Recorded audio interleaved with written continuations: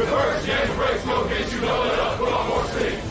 Protect our kickers, our quarterback, our lead, our ball game.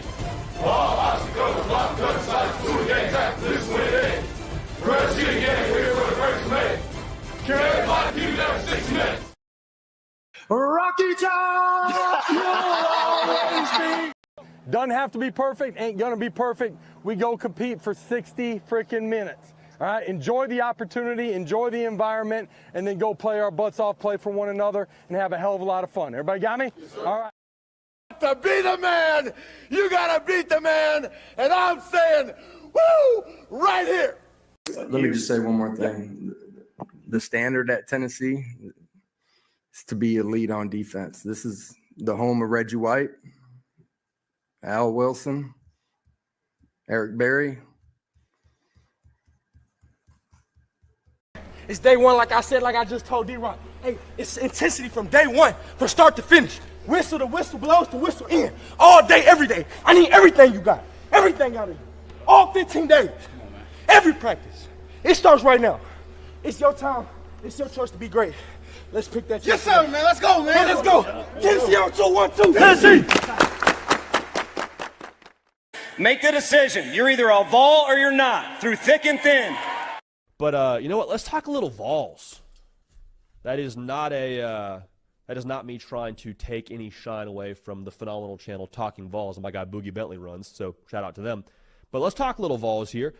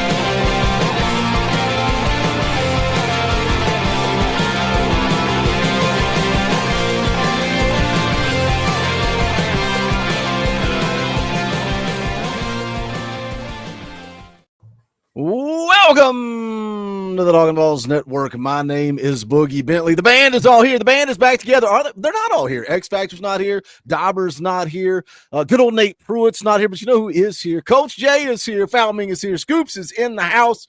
Man, we're 17 freaking days away. 17 days away. It's football time in Tennessee. It is go time. You know, I sat down to make out the show, and I was like, what are we really going to talk about? Man, we just did a fan call-in show on Sunday, EA Sports College Football on Tuesday. I feel like we're live all the time, but guess what? There is plenty to talk about. Coach, how we doing on this Wednesday night, brother?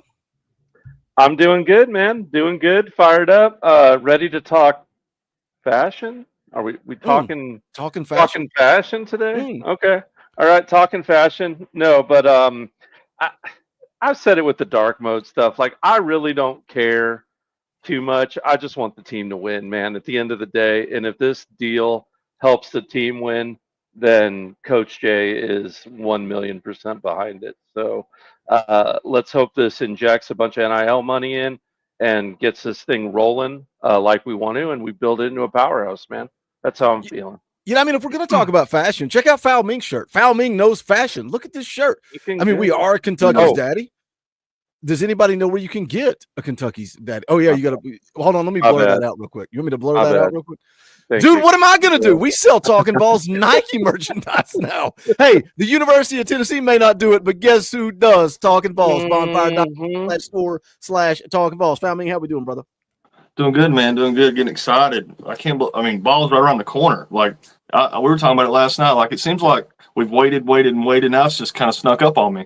Like I feel like we're got cleats in the grass. We're out there on the field, ready to go. You can start to like feel in the air a little bit. The weather's starting to turn just a little bit. Man, it's go time. And then now we got this Adidas deal going on. Coach kind of brought up a little bit. I'm excited. I was on the fence there at first. I've kind of been a Nike guy for forever, right? But if we're going to pump in this much money into NIL and right now NIL is the game, that seems to be the whole game right now. But I've seen a lot of things that said we're going to have an extensive amount of creative control, a lot more than we saw before for sure, but even maybe more than we had with Nike. So I'm excited. I want to see what comes out. I'm in that generation where uniforms were kind of a draw, right? Like everything was like who had the coolest unis. Oregon kind of got all that stuff started. Now everybody got into the alternates and all that stuff. So I'm excited to see what Tennessee comes out with. And if it's good for the university, man, I'm behind it. I'll wear whatever. Mm-hmm. Yeah, Scoops, boys. Let me ask you. We're going to talk about the Adidas stuff. I want to ask you the same thing we talked about. I guess it was after the first scrimmage. 17 days away. Is there anything what do you do to get geared up? Because me and Coach were talking about it. I was all about, I got to go to YouTube and watch the latest hype video. Hype videos are pretty much dead because half the team leaves and goes to the portal. Our QB1's not even here. Hype videos are pretty much dead. Coach is old school, man. He likes to get his Lindy's magazine, his Athlon preview, and flip through it and read every single team's report. What do you do 17 days away? What are you doing to get fired up for football season? Me personally, man, I don't know. I just bleed orange. Like, it's that time of year where it's like we talk about there's no off season in Knoxville, man. But when Tennessee football rolls around, boys, it starts to feel a little bit different. And 17 days away, obviously looking at the practice notes, Tennessee, we're going to talk about obviously the offense, the quarterback position, a bunch of, track there. But when Tennessee football comes around, man, it just feels different in the air. So excited to talk about Tennessee. Excited to talk about the Adidas deal. The biggest rumor in Knoxville is now official. So excited to talk about that and kind of tie it into how we talk about our recruiting when it comes to big prospects like 5-star running back Savon Hider and 5-star wide receiver Tristan Keys. What advantage does Tennessee have now in the recruiting, NIL, and rev share era? Boys, it's almost football time in Tennessee. It doesn't get better than this. So I'm doing pretty dang good. But me personally, last night I dove down in the 2024 Tennessee-Alabama game. I'll fire up the dynasty.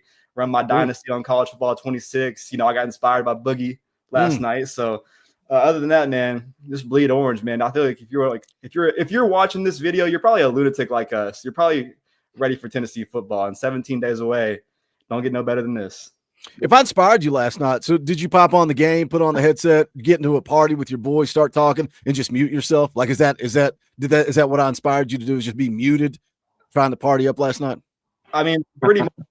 Whenever I fire on the system, I head to that Road to College Football playoff. I get online. I wear my headset. I talk a little smack, do some online head-to-head. And then the online dynasty with the boys, man, that was some content. So I hate that I missed out on that. But watching that was peak entertainment last night. All right, let's get into it, boys. We got 200 people watching live. That's not enough. That's not good enough. We're 17 days away. We need more than 200 people. So help us out and hit the thumbs up. That's easy. Hit the share button. It legit takes you 2 seconds to hit that share button, and then it's going to say, where do you want to share it? Twitter, Facebook, MySpace. Do you want to tell Tom that we're live? You can share it to MySpace, Snapchat. What do those kids use? What's the TikTok? Can we send it to TikTok? If you hit that share button, it's going to take 2 seconds, and we're going to grow this audience. Let me set a number that you all are never going to hit. If we hit 400 live viewers, I'll give away one of the brand new TN themed t-shirts. So you got to share it out, blow it up. But you can hit the thumbs up because that's easy. Or some of you guys are dropping door fees, which we appreciate. Brian Turner dropped a 5 spot, said door fee GBO. Thank you, Brian. We appreciate you, brother. William Dyer for 5 says door fee. Something seems different. XP.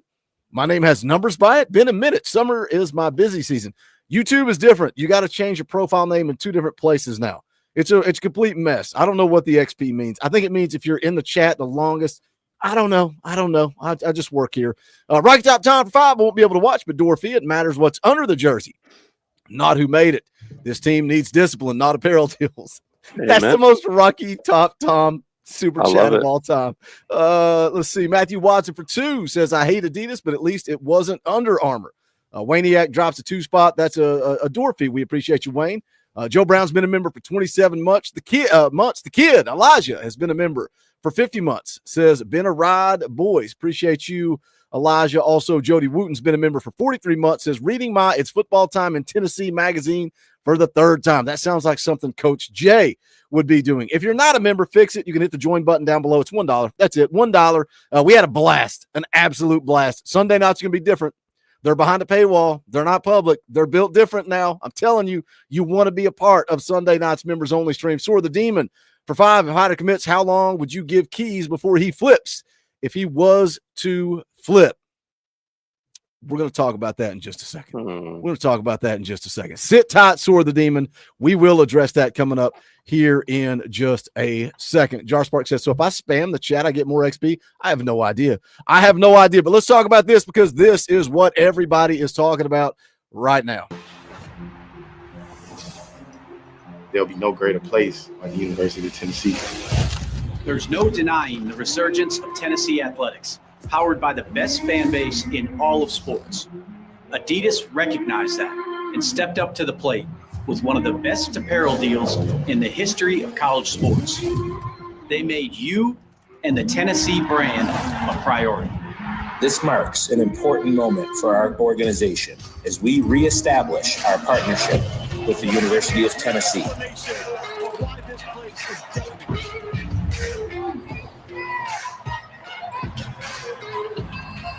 Who share our commitment to provide student athletes and fans with best-in-class product and opportunities that not only elevate college athletics, but redefine the future of college sports.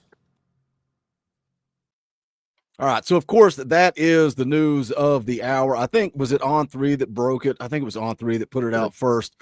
Where's the tweet? There's the tweet. We're talking about Tennessee switching to Adidas. They've been with Nike for 10 years. They make that jump back. Terms of the contract are not going to be disclosed, which I think is interesting because you're all already seeing people all over Twitter talking about the amount of money that this thing is done for. It is a 10-year deal. We just have no idea how much money. This is a quote that Chris McGuire, he's the Adidas Vice President of Sports Marketing North America. This is a quote he gave to VolQuest. He said, the role of college athletic sideline partner has changed dramatically in the 11 years since we last partnered with Tennessee Athletics.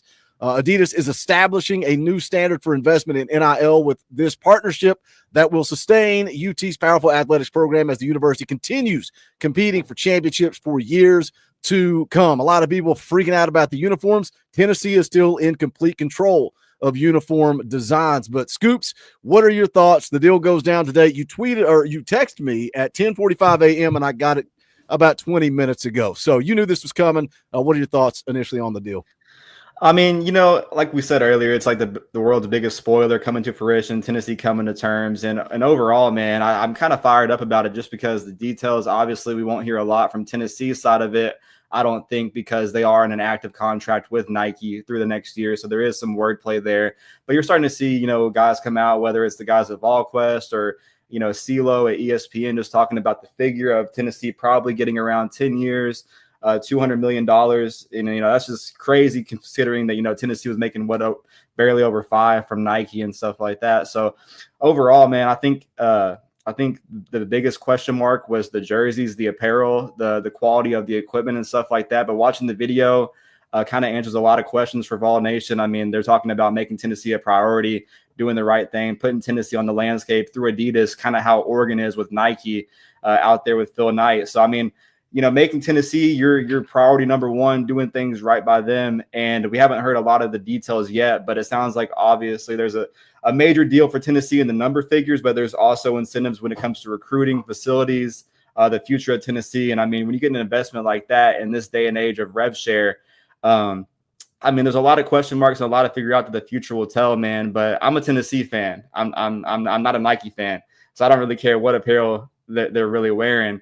But when it comes down to the next few years, I mean, Danny White, he's an athletic director at a school who has 2 10-win seasons over the last 3 years.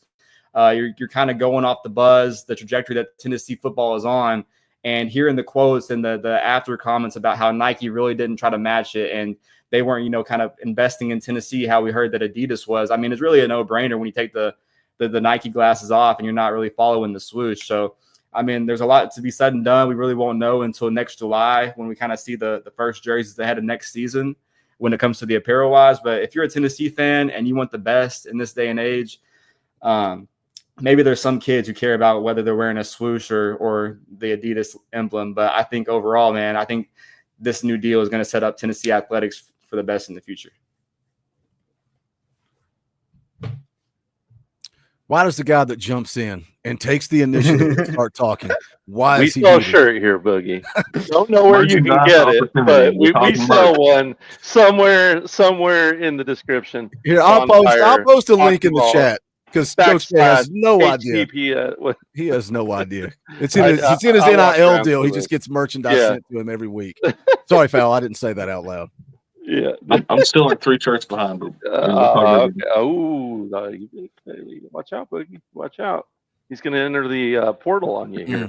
He's going to enter the portal on you. Grass ain't greener on the other side. Let's find out who my Adidas is. If you're going to be Nike, we'll find out who my Adidas is. Yeah, my whole thing is like, Nike is Oregon. Like, it always will be Oregon. They're always going to be priority to them.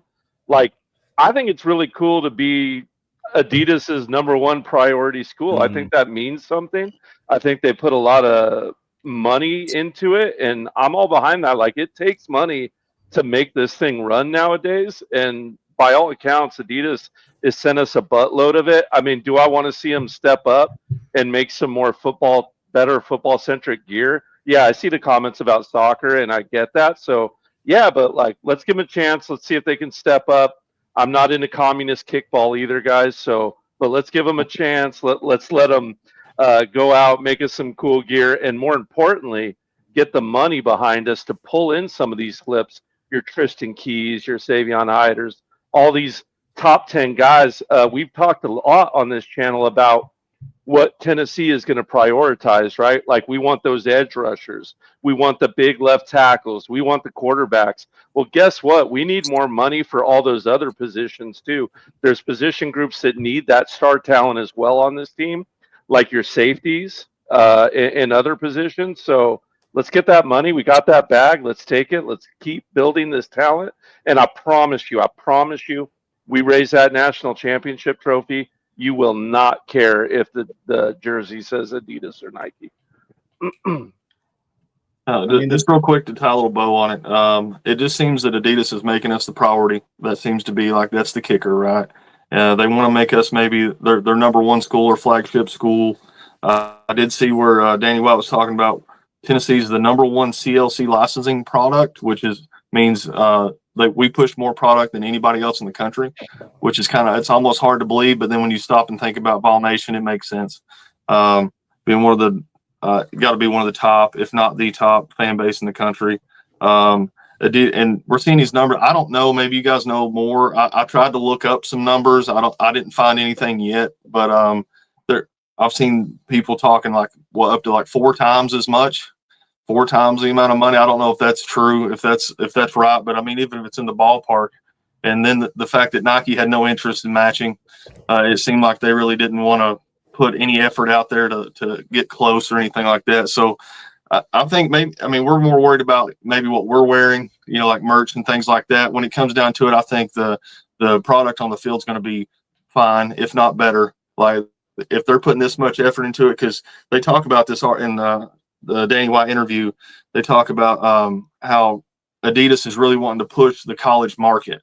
They're really wanting to get, and it seems like I've heard people in VolQuest, maybe it was AP a couple weeks ago, but I'm not exactly sure. I don't want to quote him, but that Nike kind of was almost tiptoeing out of the college world and more into the NFL and pro sport world. I don't know if that's true, but that's kind of where they were putting priorities currently. So I think we might be jumping right on the right train and ride this thing to a better product, more priority, and more money. So if you got all 3 of those things, I couldn't see it being a bad deal just because what we maybe prefer to wear on a T-shirt. I think it's more about this program and what's best and what puts the best product on the field, not necessarily what the best product on the shelf for us is. And on top of that, when you come to talk about apparel and stuff like that, the first quote that I saw was Danny White talking to Brent Hubbs from VolQuest over there, talking about creative control. Tennessee will have creative control in this process. So not only, everyone's worried about the wrong shade of orange or the number is going to be too small or too big. Tennessee themselves are going to be able to pride their tradition, be able to use their creative control. And I trust our media team and creative team more than anyone in the country. So I'm excited to see what those guys put together. And even then, man, the alternatives and stuff like that. But you look at that figure, 10 years, $200 million, and you have to, maybe that's the total number, but that's not even including incentives, facilities, recruiting, rev share in general. And Boogie, you talked about it multiple times on the show. When it comes to rev share, Tennessee, back into last season for this season. So who's to say that this deal might not be able to skyrocket them in the next recruiting class or the next few years? Yeah, Danny White, you got to trust Danny White. When he was a home run hire for Tennessee, and he's done so many things that the Tennessee fan base gets mad about and goes to Twitter and starts going off. And it's like, he's right. He knows what he's doing. He's playing chess while the rest of us are sitting around here. I don't even know if we're playing checkers. I think we're playing shoots and ladders, and Danny White's up there playing chess because he knows what he's doing. And it's easy to sit here. I'm the biggest Nike snob on the planet. But if my phone rang tomorrow and somebody said, hey, I'm with Reebok, bro, I'm going to pay you $500 an episode if you wear a Reebok hat. Guess who's going to be rocking a Reebok hat on Talkin VAWLS Live every single Wednesday night? Money rules everything, and it's huge. And like Scoop said, talking about revenue sharing, man, this could launch Tennessee, and Foul Ming touched on it. Oregon, or maybe it was Coach Shea, Oregon is always going to be Nike's priority. Nike didn't even want to come to the table. Nike didn't want to negotiate. Nike had no interest. They said, yeah, you're one of those $5 million schools that we don't care about. We're focused on Oregon, not you. We don't care. Adidas said, we're going to make you the Oregon of Adidas. Sign me up for that. 20 million versus 5 million. That is huge. It's absolutely huge. Let me catch up with you guys in the chat. Dropping some super chats. We appreciate it. Jeff Clabo for 5 says, Dorfy 8 Hood. Colton Hood getting all kinds of buzz right now. VFL Logan for 5. What's up, boys? I don't know, as a millennial, Vols I got bad memories in those ugly Adidas, but great point, Coach Jay. Look, Scoops just nailed it. Founding touched on it. Also, Tennessee having creative control is huge. Just a key point, Adidas, from what I understand, has a new president for overall this, so there'll be nothing like before. It'll be totally different regime, totally different change. And then as far as the uniforms we have and we like now, it's the same creative team that's been working with Nike to make these unis. Now they're going to be working with Adidas to make these unis. It's the same creative team. So you got new leadership from Adidas, so I'm not worried about the past. And the unis you do like, it's going to be the same people designing them. So I wouldn't have any worries there, guys. Thin Orange Line for 10. I feel like the people that are upset about the Adidas deal are the same people that were upset about Pilot being painted on the field. Exactly. It is the same people. It is the same people. Like, who cares? Who cares? Money talks. Thin Orange Line's also been a member for 34 months. Shout out Thin Orange Line. We appreciate it. Josh X Line became a member of the channel. We appreciate you, Josh. Guys, hit that join button. It's $1, or you can gift. You can gift a Talkin VAWLS membership. Let's gift some memberships. Let's let the people in the chat that don't want to pay $1 come hang out on Sunday night and see what it's going to be all about.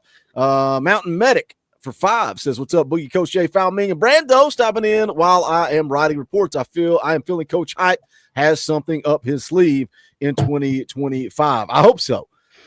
Man. I think a lot of people are sleeping on this team for 2025. Knoxville Predator catcher, member for 35 months. Just use this extra money to keep tickets low-ish.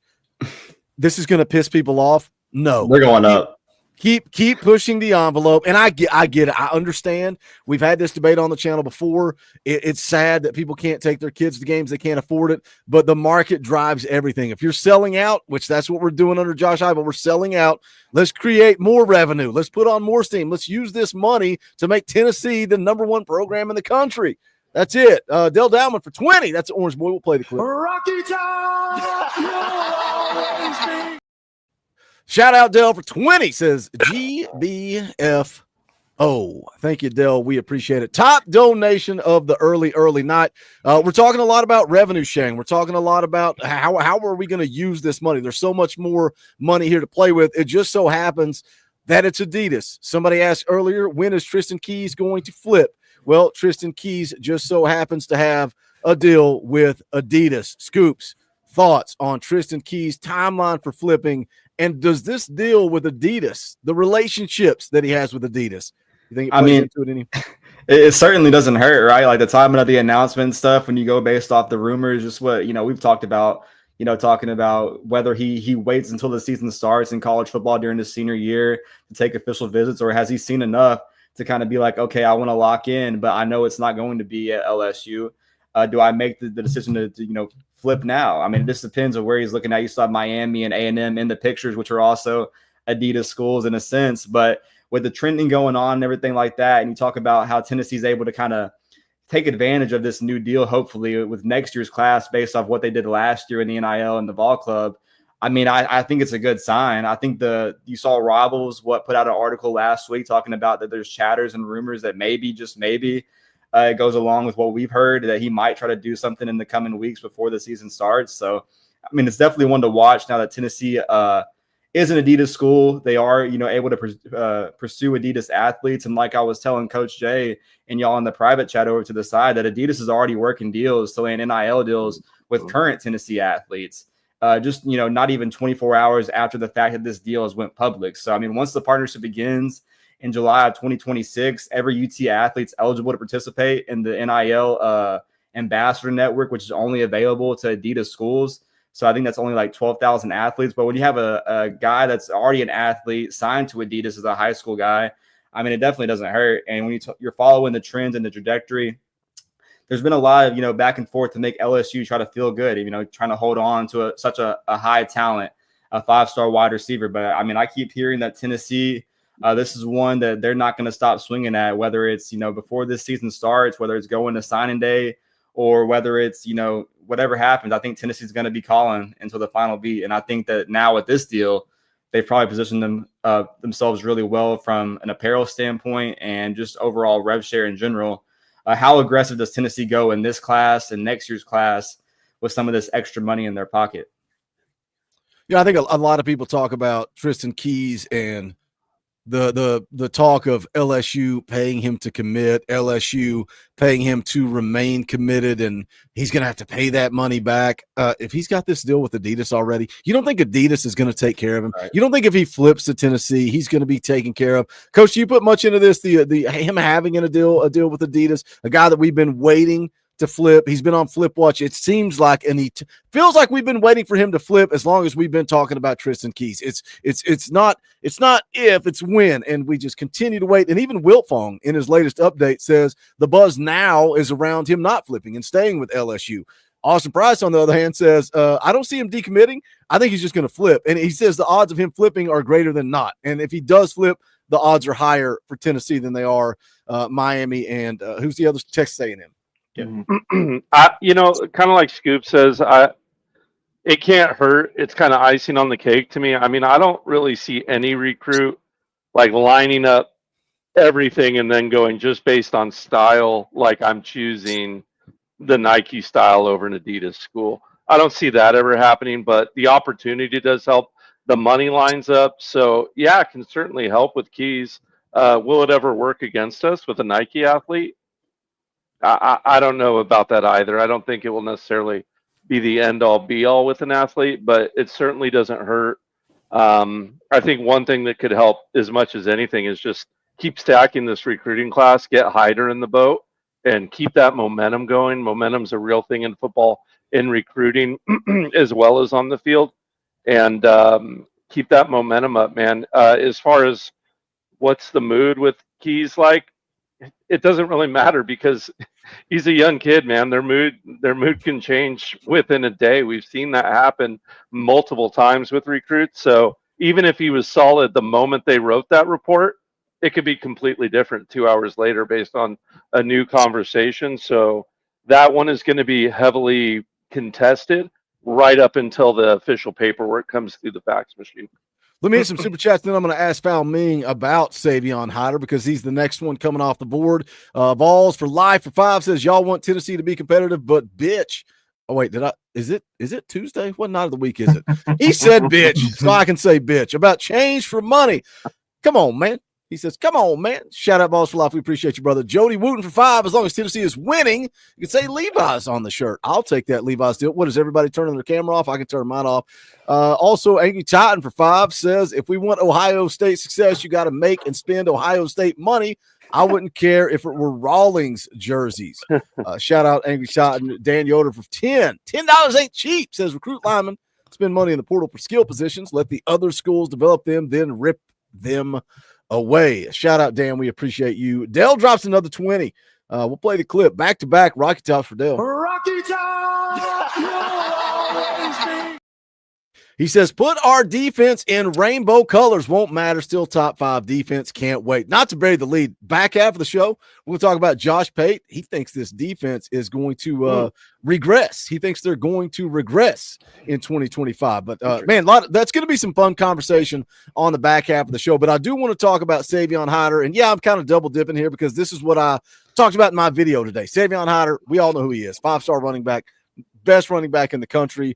On 3, Charles Power says he may be the best running back for several cycles. That's how big of a player he is. This clip created a huge meltdown on the General's quarters over at VolQuest. Savon Hider scheduled to come off the board on the 19th. We're going to cover it live right here on the channel.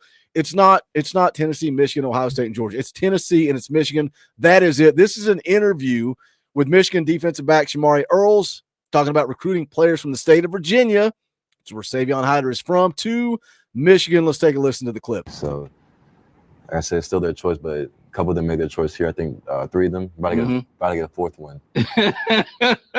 Okay. Like, a lot of fans will be excited for this one. Okay. I mean, some people are. I think he announces this weekend. I think it's the 19th. The running back. Yeah. 19th.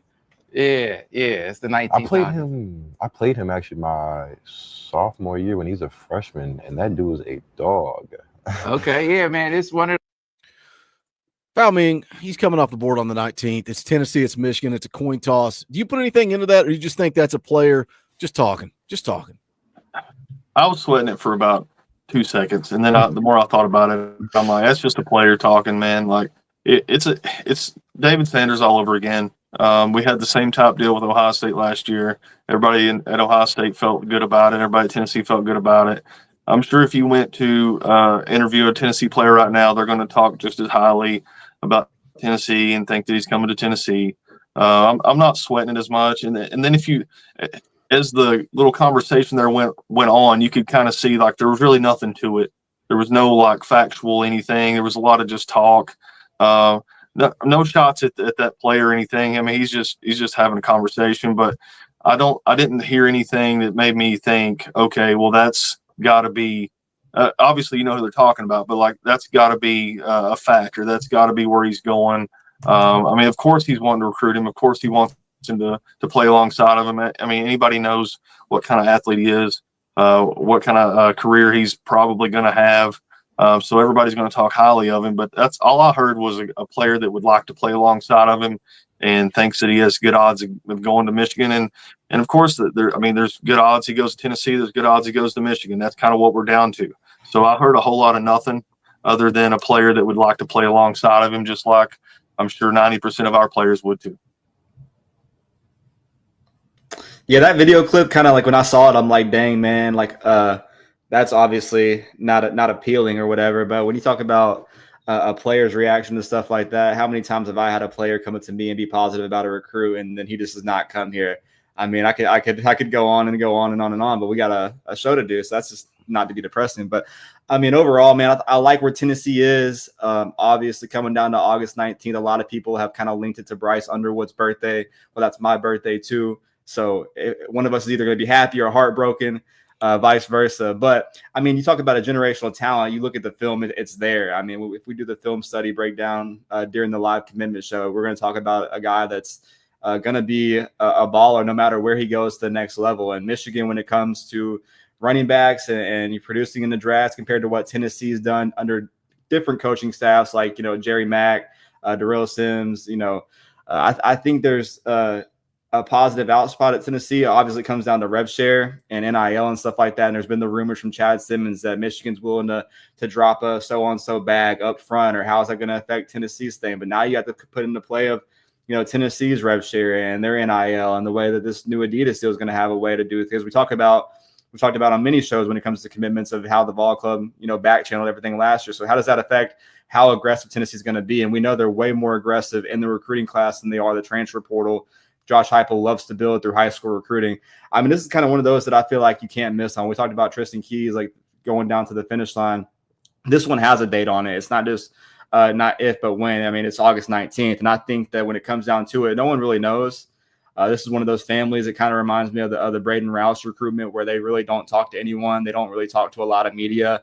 They definitely are looking at it. I mean, they're lurking for sure. There's some things that have caught their eye, whether it's, from Michigan or the Tennessee side. So I think right now they're just in that decision mode, having to figure things out, have some decisions, where's the best relationships, what's going to best in the future.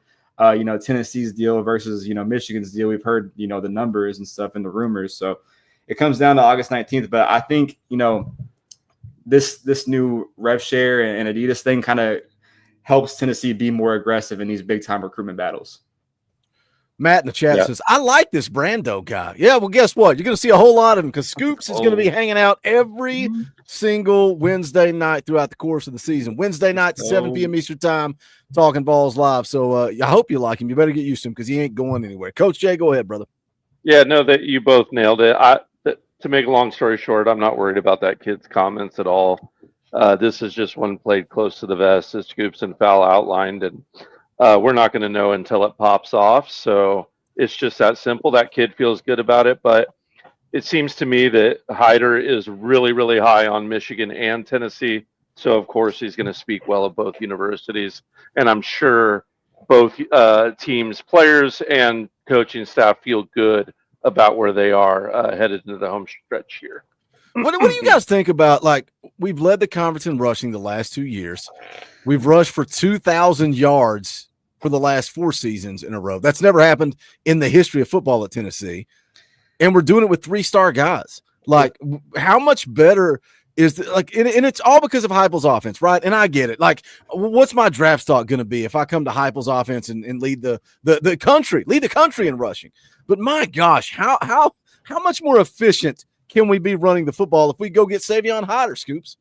I mean, yeah, you talk about what Josh Heupel's done with, just 3 stars and the way his offense is kind of able to work like that. And you talk about adding a generational talent like Savon Hider. I mean, you play through the gaps, having the advantage of running the ball with the splits. And I think that's a guy that, you're able to hit the holes. You talk about him being a generational talent. No one's going to want to tackle him when it comes to, that. And, I think running back is the one position at Tennessee and in Josh Heupel that you really don't have to worry about. And you're like, oh, you can go and put anybody there, but you hit a nail on the head. Like, but what if we do land one of these elite guys, man? What if what if we land Tristan Key? Like, yeah, Faison Brand. What if he's handing the ball off to a powerhouse, that's able to help him, a mobile quarterback on the run? I mean, there's so many narratives you can go to choose if you have this kind of talent on your roster. But I mean, you're plugging and playing a guy like that. And I mean, he's one that can come in and you talk about just taking it to the next level, getting to that second level every single possession, every single touch. So, I mean, if Tennessee's able to kind of land, this one, that's one that you look at, Dylan Sampson and Jalen Wright and where they've been drafted at. I mean, yeah, it's kind of in the later round and stuff like that. But I mean, Dylan Sampson, Tennessee took a flyer on him as a 3-star recruit. I mean, Jay Graham gave us the blueprint for Jalen Wright, but Josh Heupel, made him, and this offense was able to, put him on the map. And now he's, shining in Miami. So if you bring in a powerhouse #1 running back in the class, a generational talent, I mean, you're talking about a guy that could possibly break Dylan Sampson's rushing record or touchdown record. That's just a guy just based off talent alone. And you take a guy who like that, who I'd assume wants to be a top draft pick. Like, if you're going to be a generational talent, I mean, he's still in high school. We don't know how his career will play out. A lot of things have to fall into place, but his trajectory, obviously, you think he's going to be an early draft pick. Well, what's the best way to build that NFL resume? You want to lead the toughest conference in the country in rushing. You want to potentially lead the country in rushing, but you're talking about playing one of the toughest schedules. You're talking about getting some of the most airtime.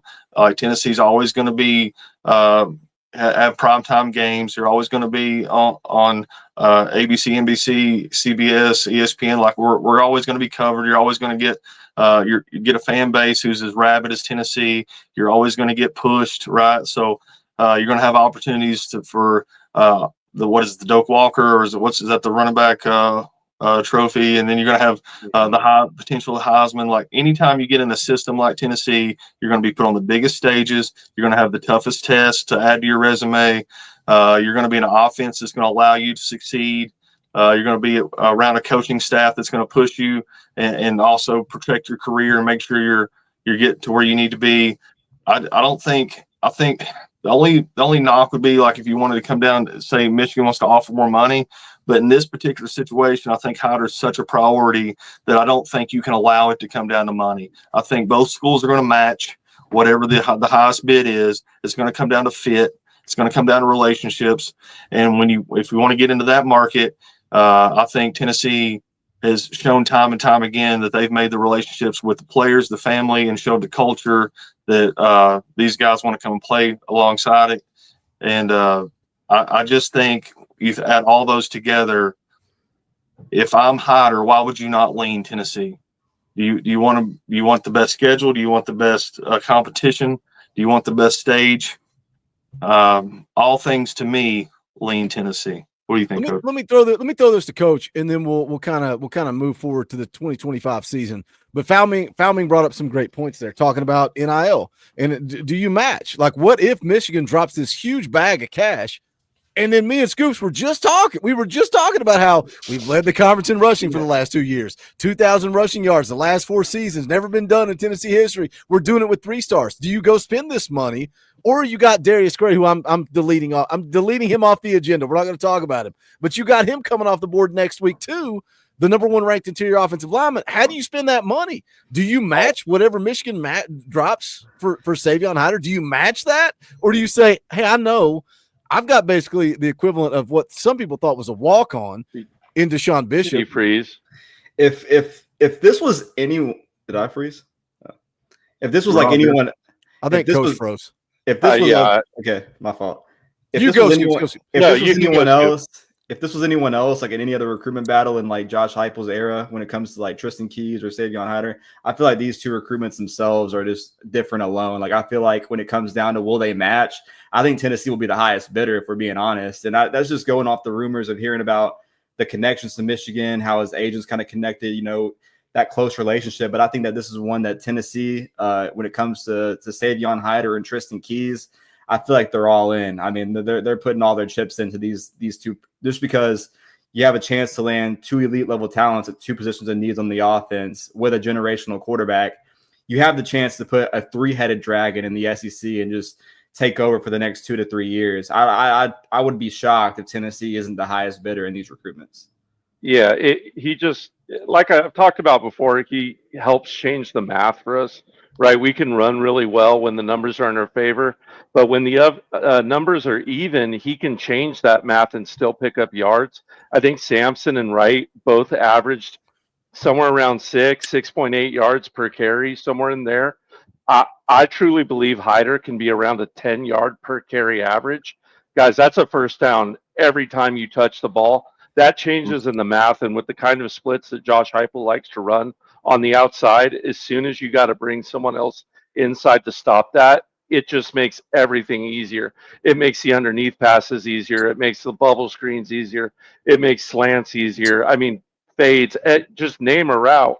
It makes it easier, guys. He's just got all those tools you want. He cuts on a dime. He can change pace, tempo really well, vision, smart, balanced runner. I mean, I think he's a phenomenal player. I agree with the recruiting cycles that he might be one of the best running backs in 6-7 cycles, guys. I'm really, really high on him. You can't let him go away. He's the type of guy who can change that math. And if you look at these wide receivers in our quarterback room, as Scoops just mentioned, it's going to be a triple threat that is not to be messed with. And with the defense that Heupel's building, I mean, we're talking about legitimate national championship contenders for 2-3 years. If you can lock these guys in. Let's go around the room. 1-word answer. We're going to tie a big fat bow on it, and then we're going to move ahead to 2025. You get to pick one guy of the 3 that are left. Tristan Keys, Savon Hider, Darius Gray. Tristan Keys, Savon Hider, Darius Gray. Guaranteed. Coach, who you taking? Hider. Foulming? Hider. Scoops? I mean, I'm taking Tristan Keys, honestly. That's just me, though. It's 1 and 1A too. It's like that, guys. It's like I think I'm taking like Savon Hider. I think I'm taking Savon Hider. Yeah, I do. Keys is a walking touchdown, so I get it. I do really get that. I feel like we're going to have the other wide receivers, like with the freshmen that are here now, like Rad Jackson, people like that. Especially if we're able to, like, if we can find a way to preserve one or two of these red shirts, which I don't know if we can, but if we can, it becomes really, really valuable to have some of those guys flip over. And then I think Legend Bay is going to be an animal. I like some of these other wide receivers. I think we can pull other ones in, but it's 1 and 1A for me. I mean, it's a really tough choice. I think I just take Hider by a nose, but you can't go wrong either way. That's for sure. Here's the beautiful thing: we may get both. We may get both Keys and Hider. And someone asked Coach Jay in the chat, just you being a defensive guy, if you get both Savon Hider and Tristan Keys, how do you stop that? Like, what's your game plan? I mean, you got a problem. Recruit better dudes. Recruit better dudes. Yeah, base. I mean, that's just it. It's base, which opens yourself to be schemed up. So you got to start winning one-on-one matchups. Try to attack the offensive line and hope for the best. It is really about the only thing you can do. It's just a nightmare schematically. Like I said, whenever you can change the math like that, it's just huge. And that's, for me, why it's Hider. But, man, it's going to be interesting to see. It's just you pulling Keys and Legend Bay, just those two alone, the speed involved with those two alone and the route running ability, the athleticism, man, you have two Jalen Hyatt's running around. We kind of saw that with Ohio State there. That's kind of what we ran into with Judkins and Smith. It's like, take your pick. And not to mention they had others to go along with them. But real quick, just for my decision, the reason I say Hider is because the way we've recruited wide receiver in this class and stacking it on the last year's class, it seems like wide receiver is a little bit more by committee versus like you take a one. And because Hider's an every down back to me. You talk about his size, like he's already at 200 pounds. I mean, we still got a full season to go, senior season to go, and then get in the college weight room. I mean, what's he going to be, 220 coming into the freshman year? I bet 220, 225. So you're talking about a guy who's an every down back, and you want to be able to take on SEC linebackers. Well, there's your size to do so. So to me, if it just comes down to, it's not a talent thing. I think they're both elite of elite, but I think it's just the running back position. You can kind of concentrate on one key player versus wide receivers, more of a committee. But that's literally the edge. That was it for me. Let me catch up with you guys in the chat. We're going to move this thing into 2025. We got a quarterback competition to talk about. We got fall camp to talk about. We're going to talk a little predictions and expectations. Chase Tidwell has been a member for 34 months. He's dropping those custom Talkin VAWLS emojis. By the way, I dropped Scoop's logo. I dropped his logo from Twitter. Is now a custom emoji. Is it in the chat yet? Find it in the chat and blow it up in the chat. Put that Vols Scoops emoji in the chat. Vols for Life gifted a Talkin VAWLS membership. Angry Titan also gifted a Talkin VAWLS membership. I love it, guys. Get those free memberships out there. Get them hooked on Sunday night so then they will join the channel. We need more memberships. Memberships keep the lights on. When we're talking recruiting in the middle of freaking February, memberships are what allows us to do that. So shout out to Angry Titan for gifting that membership. Balls for Life for $5. After I thought about it, maybe that's why we changed to Adidas to help get Keys and Hider. Go Big Orange. Let's go. Scoops Foul are great additions. Yeah, but I've only been asking Foul Ming to come on here for 3 years, and me and Scoops have been talking about it for like 2, and now here we are. Are they putting the Scoops emoji in the chat? Is that what we're talking? Oh, there we go. I just saw that. That's pretty sick. Yeah. That's what I'm talking about. Sick. Yeah, well, you've officially made it. You've officially made it when Kevin makes the cartoon emoji. No, you gotta. When Kevin draws a picture of your face, my stepbrother, put the Boogie, Coach Jay, and Foul Ming emojis in the chat. Let Scoop see those. That's when you've made it. When you get the cartoon emoji, you've officially made it. Timothy McGee for $5. Can we spend money and then look at Nico and Boo take money and can't get out of their own stupidity? Yes, we can. You're going to have to spend money if you're going to have success in college football. Timothy also dropped a 10, says, hey, did you hear about Boo Carter's mama running her mouth, and Boo is being late to work and practice. I listen to Tony Basilio and Boo ain't Sports gonna Talk. I hope you guys super chat. Actually, don't super chat other channels. Just put it in their chat. Did you hear what Boogie Bentley said? I hope you guys will do that more often. Go check out what Boogie said on Talkin VAWLS. I would appreciate it. Timothy for another 5 says it seems we pay wide receivers big to not catch the ball. Lol. Smokey Boy becomes a member of the channel. Shout out Smokey Boy. You now have those custom Talkin VAWLS emojis. Put your favorite custom Talkin VAWLS emoji in the chat. We have right now 315 people watching live. We need 400 people watching live, and I'm going to give away some free merchandise. This is what we're going to give away. It's brand new. Kevin just dialed it up. I love this logo. Actually, this is the first one that my high school daughter going into her just started her senior year. Helped me and Kevin design this TN shirt. Me and Kevin were working on it. We were grinding on it. We couldn't get it what we wanted it. I asked her. She said, do this, do that, tweak this, tweak that, put the period, and it's going to sell. This is what we got. TN. Somebody said, did you know Morgan Wallen has a song called TN? And I said, no, I had no clue that Morgan Wallen had a song that was TN. I had no idea, but we've got TN themed merchandise, bonfire.com/store/Talkin VAWLS, all kinds of designs, baseball shirts, hoodies, t-shirts. We've also got TN themed hats. We got Talkin VAWLS logo merch, Nike merch. Shout out Nike. We're still going to sell Nike merch, golf polos, quarter zips, all that good stuff. Bonfire.com/store/Talkin VAWLS. We got parody shirts like this, VWO, because if you're Talkin VAWLS, you're Talkin VAWLS for life. Vol World Order. We got shirts that say Buck Fama, FUGA, Gator Hater, Kentucky's Daddy. It's all there. Go grab merch. We appreciate the support. It's free advertising for us as well. But if we get to 400 people watching live, we will give away some free Talkin VAWLS merch. I think a TN t-shirt. A TN t-shirt is what we will give away. Keep your eyes peeled for an only pal shirt. I got to get up with Kevin, but keep your eyes peeled.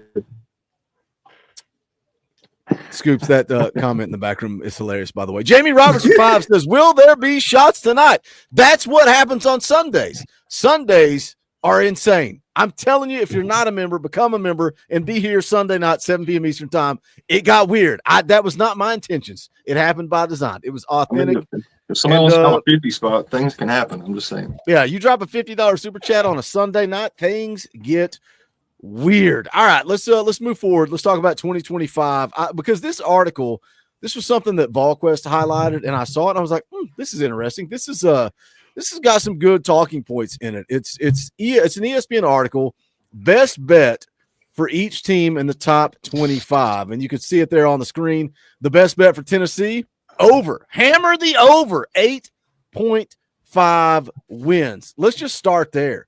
Coach, 8.5, Vegas. What are you taking? You hammering the over? Or you taking the under?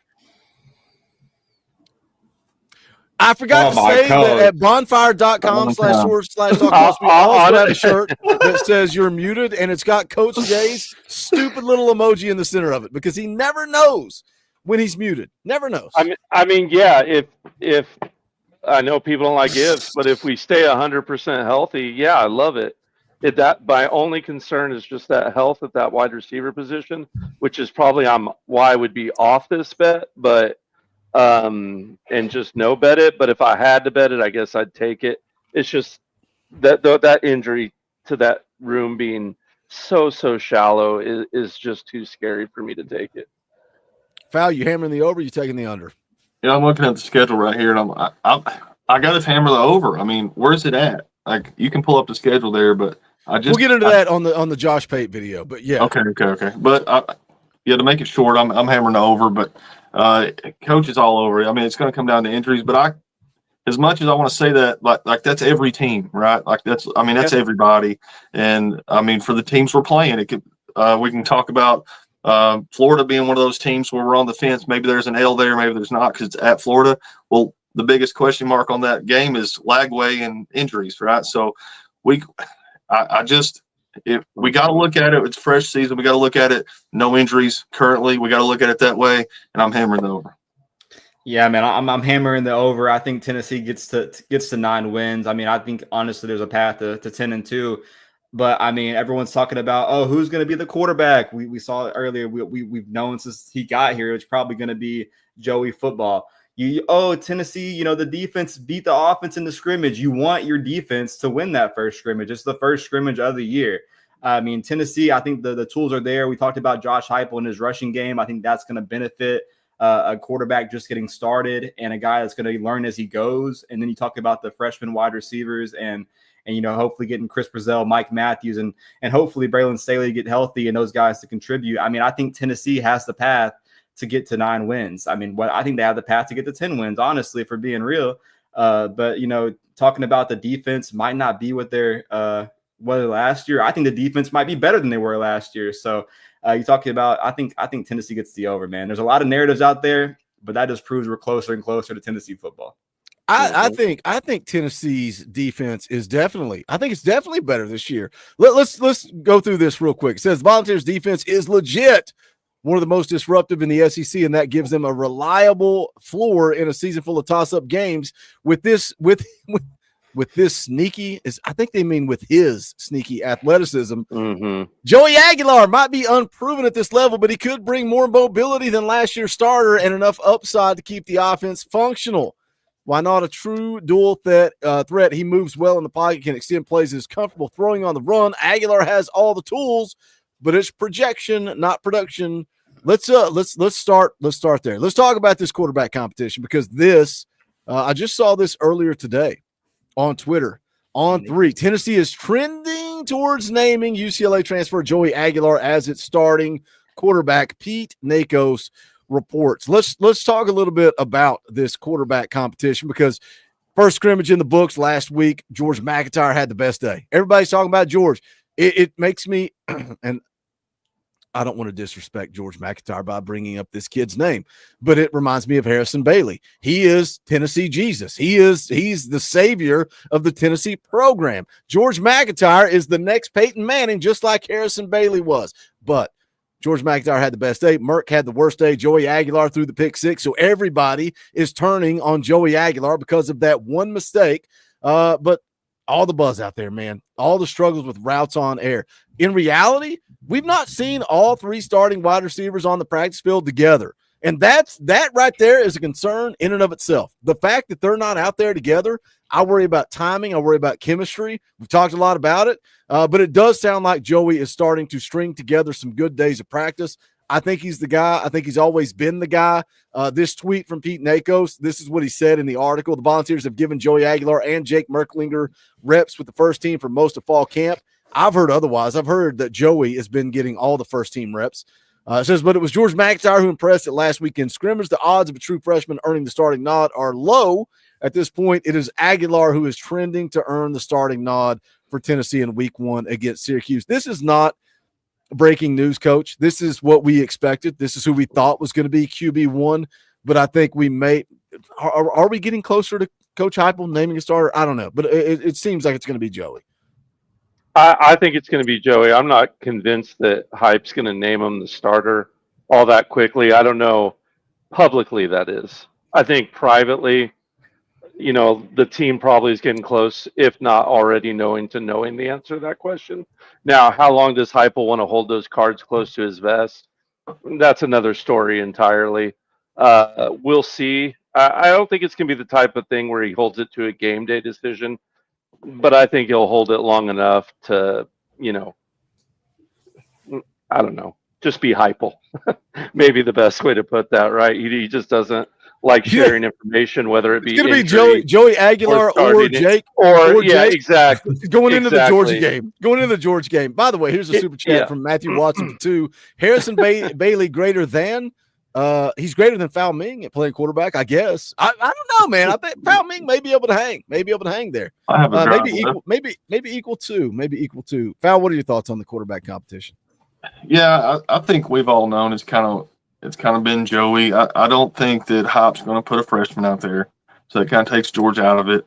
And the more George is either equal to or showing out the best, just tells me that it's Joey's job.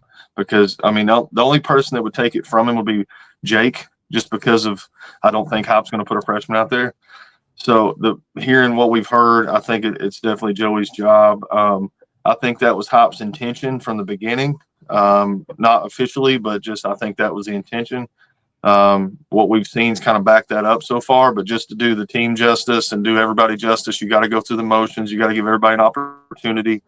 But I think the cards are kind of falling into place that it's going to be Joey. And I'm not concerned about that. I'm not worried. I mean, I don't think that we've talked this to death, but I don't think Joey has to have a Heisman year to be successful. I think I'm not going to compare him directly to a quarterback from last year. I'm just comparing him to the results, the stats, the outcomes, things like that. And I think Joey can meet that benchmark. So as long as he meets that benchmark, I think we're going to be fine in that department. I'm more stressed about what you brought up, Boog, with the wide receivers getting reps, getting timing down, getting reps with trying to get all the ones on the field at the same time. I don't know that we've seen that, and that's across the board. Offensive line, running backs, quarterbacks, wide receiver, tight ends even. I know Kitselman's going, but he's had a red no contact for the majority of scrimmages and practices from what I understand. So even I think is it Mike still has a red no contact. I'm not 100% sure on that one, but regardless, I'm more worried about everybody getting on the field at the same time, getting timing down, getting chemistry down, all those kinds of things more so than his production. But I think it's Joey's job. I mean, unless you guys can convince me otherwise or know something I don't know. But I think it was just a matter of letting the team see that he can do it, that he can be that guy, and going through the motions and having a somewhat of a quarterback battle, if you want to call it that. Let me hit the super chat real quick, then we'll get scoops, because this is a 50. And when you drop a 50, Timothy, when you drop a 50, Timothy, we got to stop the show. Money isn't everything. It's the only thing. And everyone has a price for the $1 million man. Timothy for 50 says you say wide receivers aren't out there and it's on air. We pay them to catch the ball. Also, Faison isn't starting next year. Look at Nico. One or two things going to happen. He is going to get an older QB until Faison Brandon is older. Well, Jake's the older QB, right? And that's what makes this year weird, because Joey is one and done. But I think he brought Joey in to start for a reason. I don't think he has confidence in Jake. But guess what? We're talking about George, and we're talking about how good he looked in the scrimmage, and we're talking about how good he looks in practice, but he needs to add some weight. He needs a year in the system. George McIntyre is going to have a full year and a half in the system going into next year. Jake's going into what, year 3 at that point? And then Faison's going to come in as a freshman. I don't expect Faison to start year 1, but we're going to have an epic quarterback competition in 2026. And guess what? We're going to go through spring camp, and George or Jake is going to transfer. It's going to be that's the competition. The competition is not who's the starter between Faison Brandon. The competition is, all right, is it Jake or is it George that's the front runner with Faison coming in as the 5-star freshman? And if George beats out Jake next year in the spring, then Jake's going to bounce. If Jake beats out George in the spring, then George is going to bounce. That's college football in 2025. So I don't think any of that impacts Faison Brandon. I think he knows what he's doing. He's coming in. I'm a freshman. I'm going to learn the system. I may have an opportunity to compete. If I don't start, that's fine. I'm going to try to start in year 2. And if he doesn't start in year 2, then guess what? George is a dude, and we're going to reap the rewards of that. Keep recruiting elite quarterbacks. Let the chips fall where they may. Scoops, you can go in. You can jump in here. Whatever you want to talk about. We'll talk about Faison or Joey. Oh, we got detail there. I'll start this. I mean, I think GMAC is going to be a better quarterback at Tennessee than Harrison Bailey ever was. And I mean, we might even see Harrison Bailey this year in the swamp if DJ Lagaway doesn't stay healthy. But I mean, I agree with Falming and Coach Jay that I think Joey Aguilar has been the guy since he got here. You kind of saw in the money, no offense, but I mean, Joey Aguilar getting paid $1.2 million was kind of equivalent to what he was making at UCLA minus the California state tax. You saw Tennessee renegotiate with Jake Merklinger in the offseason, kind of get him on a new contract. And I don't think he knew he would have a chance to compete for the starting job. I don't think he was going to be the guy. And all the reports we've seen have been, George McIntyre being the most flashy guy with the upside and stuff in the scrimmage and practices. But, I mean, he's a guy that has to go through the strength and conditioning room. He has to gain some weight.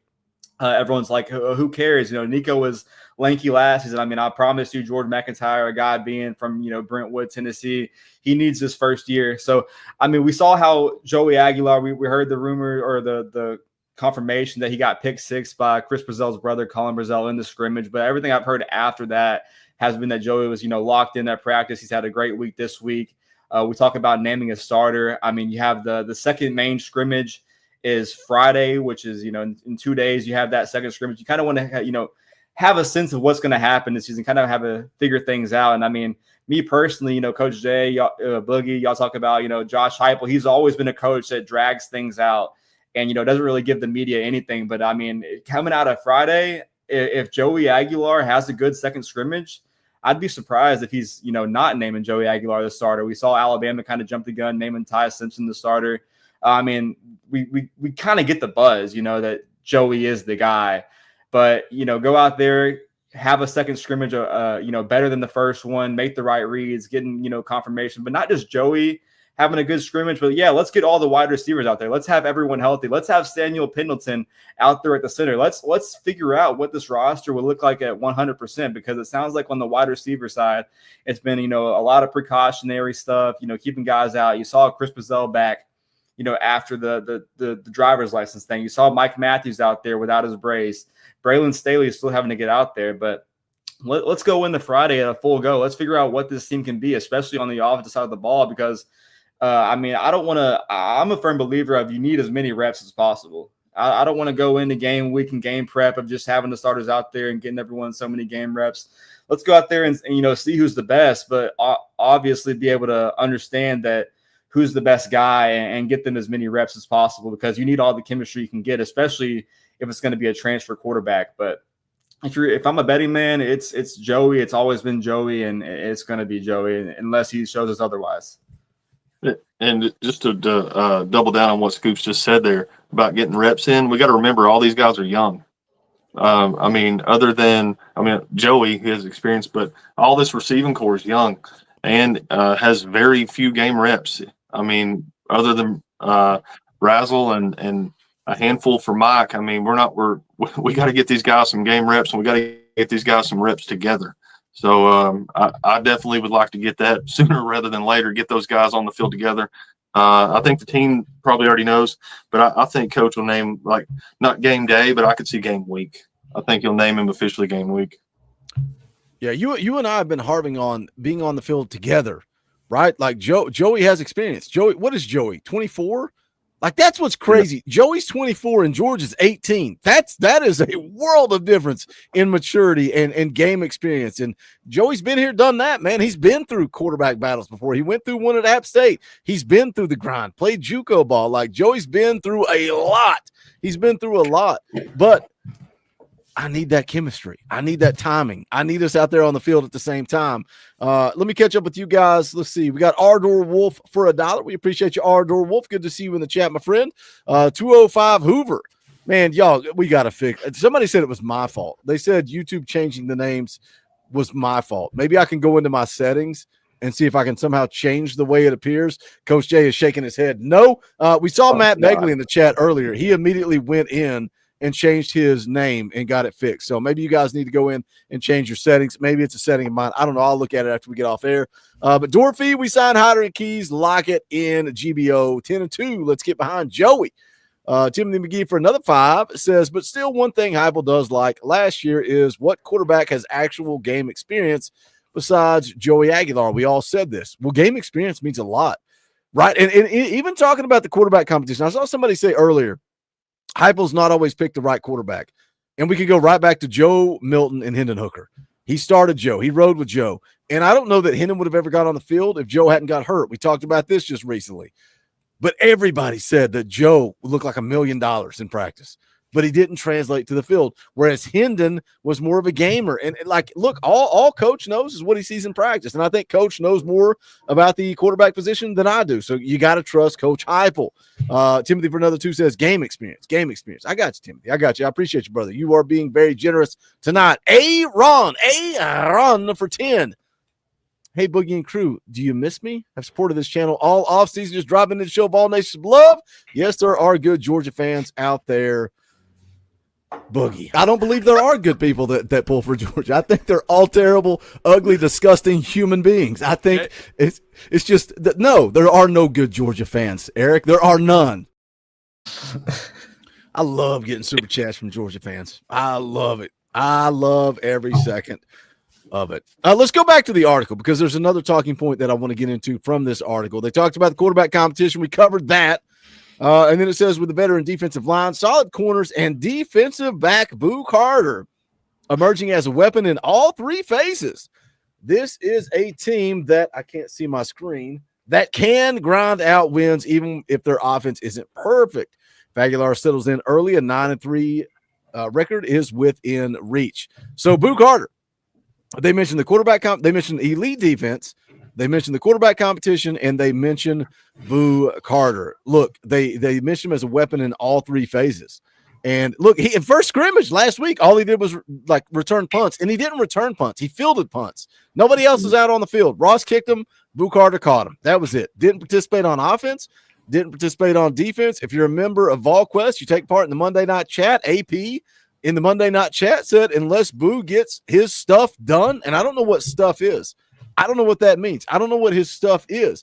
Unless he gets his stuff done, he won't get any run on defense, much less offense. AP just said Monday night he might not even be playing defense this year. Brent Hubbs added he has to do everything right for multiple days, not just for a week or a handful of days. He has to do it for multiple days. Somebody was talking about Tony Basilio. I've already heard that Boo Carter's been late since all this crap happened, since all the allegations of him getting a beat down in the locker room. Allegedly. He's still showing up late? You're still showing up late? Scoops, is Boo Carter going to make it through? Is Boo Carter going to play for Tennessee in 2025? And if he does he bounce as soon as we get to December? Does he play this year? Yes. Is he on this team next year? I probably say no. I mean, there is probably a lot of things that he has to do, whether it's, you've seen the pictures of going to a local hospital, visiting patients or doing team activities, doing his own drills, getting into conditioning, getting into game shape. I mean, you've seen that. You've seen him involved in team individual drills at practice. He did compete in the scrimmage. I mean, all the signs point to that Boo is going to be a part of this team this season. Josh Heupel said in the press conference when he addressed this matter a few weeks ago that he will have the final say. But the leadership council has definitely been pissed. The alleged rumors of getting the beats, just having to prove it to his his teammates as well. I mean, I've heard he's been late, but I've heard that he's still been there, which is not saying much, but progress to not being there at all. But I mean, the guy's going through the practice. I mean, this is a guy. I think overall, man, Boo Carter wants to be on this football team. I think he wants to prove to his, his teammates and the guys, especially on the roster that he's close with, that he wants to be here and have an impact on this roster.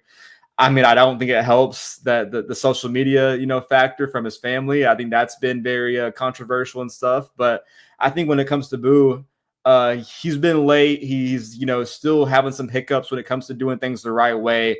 But there's been progress to what it was of going AWOL. Trying to get through this season, having to come to agreements, being on this roster for this season, help me help you kind of thing. Do I see him on this roster for next year? I probably say no. But for this year, I think that he's on the trajectory to at least have an impact, whether it's, missing week one or even playing week one. But I think at some point he's going to find his way on the field, more than special teams. I don't know if he, sees offense like he was expected to, but I think he works his way on the defensive side of the ball and maybe special teams. Oh. Yeah.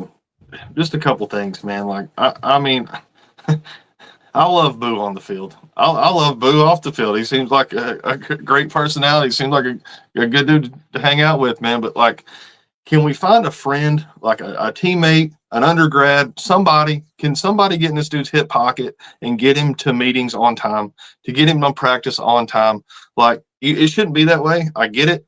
But, I mean, we know, like, there's NFL teams that's had to hire assistants and agents and different things to get certain players where they need to be. Sometimes it maybe dude's just not, being up to par, and maybe dude just needs somebody to give him a little guidance to be like, hey man, you got 10 minutes, we got to be there. Oh shoot, let me get my stuff together. Can I state this and then continue your train of thought? can you getting your ass whipped change something? Can maybe getting your ass whipped maybe make you think a little more clearly? He has a handler. Allegedly. Okay, that's what Is Josh Joseph his handler? I'm just saying, allegedly.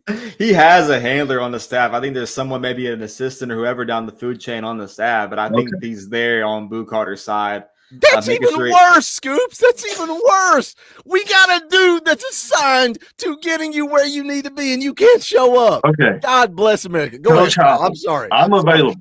I'm available. You need somebody to get this dude where he needs to be? I'm available. Sign me up. I don't know what it pays.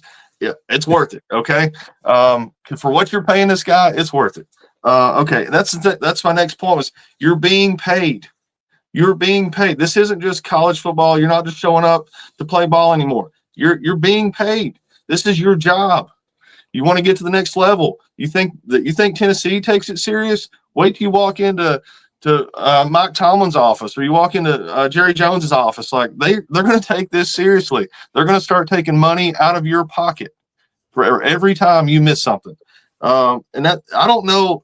Somebody explain this to me. How do these NIL deals? Is there a contract? Do we have do you have to follow through with a certain amount of your responsibilities in order to get paid? Or is it just a blank check? Here you go. And then it's on good faith and a handshake that you're going to show up. I mean, because if you're an NFL, a pro athlete, anything, you're getting fined. These guys that are holding out for contract extensions and everything, they're being fined thousands of dollars every day. So I'm trying not to get too worked up on this, but it's just what does it take? I mean, you're here to yes, you're here because you love the game and all that stuff, but you're here to make money. You're taking money out of your pocket down the road, if not today, even if it should be due to fines or whatever. Down the road, you're taking money out of your pocket. These NFL teams are paying attention. These scouts are paying attention. Yes, you're an elite athlete. Yes, you're gifted. Yes, you're going to be a top pick if you'll just show up. But at the same time, you got to show up. Like you're losing money. I know he's got family on social media and they want to talk all this stuff. That's great. Cool. But those people care what you're going to make money down the road. I promise you, they're concerned about what you're going to make down the road. And you're affecting it every day if you're missing still, or if you're late or whatever. So to get off my soapbox, it's man, you're here to make money. Just do the job and have fun doing it, man. If the rest of the team can get there, so can you. Let me hit the chat real quick, and then we're gonna get into Coach's Head. We're gonna get into a true Coach's Head. Big Sean gifted a Talkin VAWLS membership. Aaron gifted not one, not two, but three Talkin VAWLS memberships, and he's also been a member for 8 months. You see how that works? Aaron shows up. He's kind, he's polite, but he's a Georgia fan, so I attack him. And he gives 3 Talkin VAWLS memberships. He drops a super chat, and he's been a member for 8 months. I like to have fun with Georgia fans that are real dudes. Aaron's one of those. James in the chat's one of those. I don't think Retro's one. I really don't think I like Retro. I'm still trying to decide if I like Retro. Timothy McGee for 5 says, LOL, rip the Band-Aid off and boot him off the team. Coach, this is your team. You're the defensive coordinator. Boo Carter is the star position. He's an elite dude. You know what he can do off the field, but you're dealing with him off the field. Do you kick him off the team? Do you make him run gassers till he pukes? Do you make him do up downs? What's the work that you're making him do? Just speak from the coach perspective. How do you handle this? I mean, I want him to earn his spot back from 0, right? That's number one. And I want him to earn the respect of his teammates back. If he's being late and continuing to show regression, I mean, to me, that's not good. It was kind of unclear if he missed a mandatory practice or a partially mandatory practice. Well, I can confirm without bearing my source, they were mandatory. I thought summer workouts they were mandatory. were not mandatory, right? They're mandatory, but they're not. No, now they're mandatory. Staff. The coaching staff can be there for X number of workouts. I know for a fact they were mandatory that he missed. I mean, so for me, like I said a while back, it kind of depends on the reason for missing.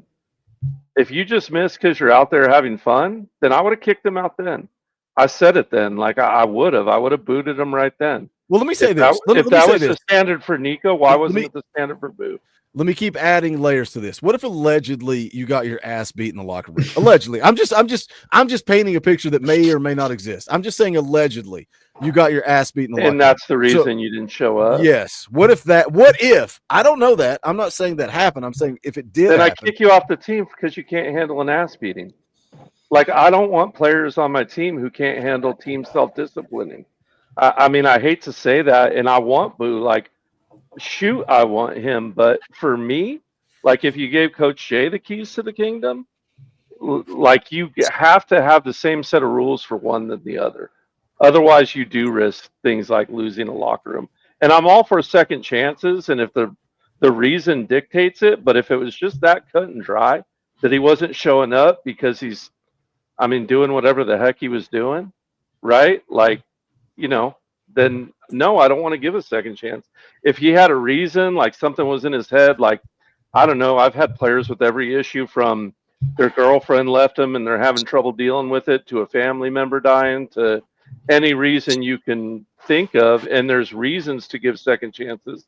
I don't even like speaking on it without knowing all the facts, right? Because I'm literally armchair quarterbacking no matter what I do. And I guess, like you say, Boogie, what we do on this channel is speculate. So please understand that's all I'm doing is speculating. And Coach Shea does not have all the information that Heupel does or anyone close to this team does. And certainly I don't have that much inside information. So it's really hard for me to speak on. But if it's just clear cut that this was the issue, then I would have booted him. If it was something I would have forgave him for, I would build a path back to the field. But I'd have a very tight leash on the situation, period. And I wouldn't allow him to be a cancer and to continue to hurt that team. Go ahead, Scoops. Yeah, I can tell you what, chime in. Go ahead. I was going to say, man, I think he just had bad advice all around, whether it was, from switching agents right before fall camp or seeing the response from, the family tree as well on the social medias. I just think it's been bad advice, hearing a lot of negativity. But when you think about your career, you think about how, what's best for this college football season, whether you're here or not next season. We've seen, in NFL draft experiences like James Pierce or just, people around the world, when there's any kind of red flag, man, that just automatically takes away from your stock, whether you're a generational athlete or not.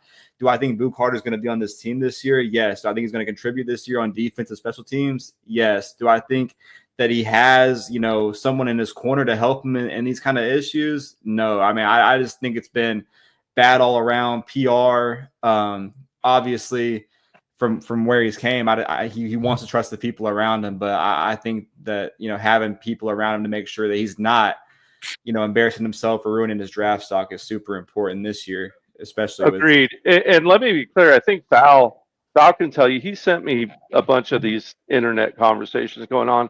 And my first thing that I said was, man, I feel sorry for Boo, right? It's the first thing out of my mouth.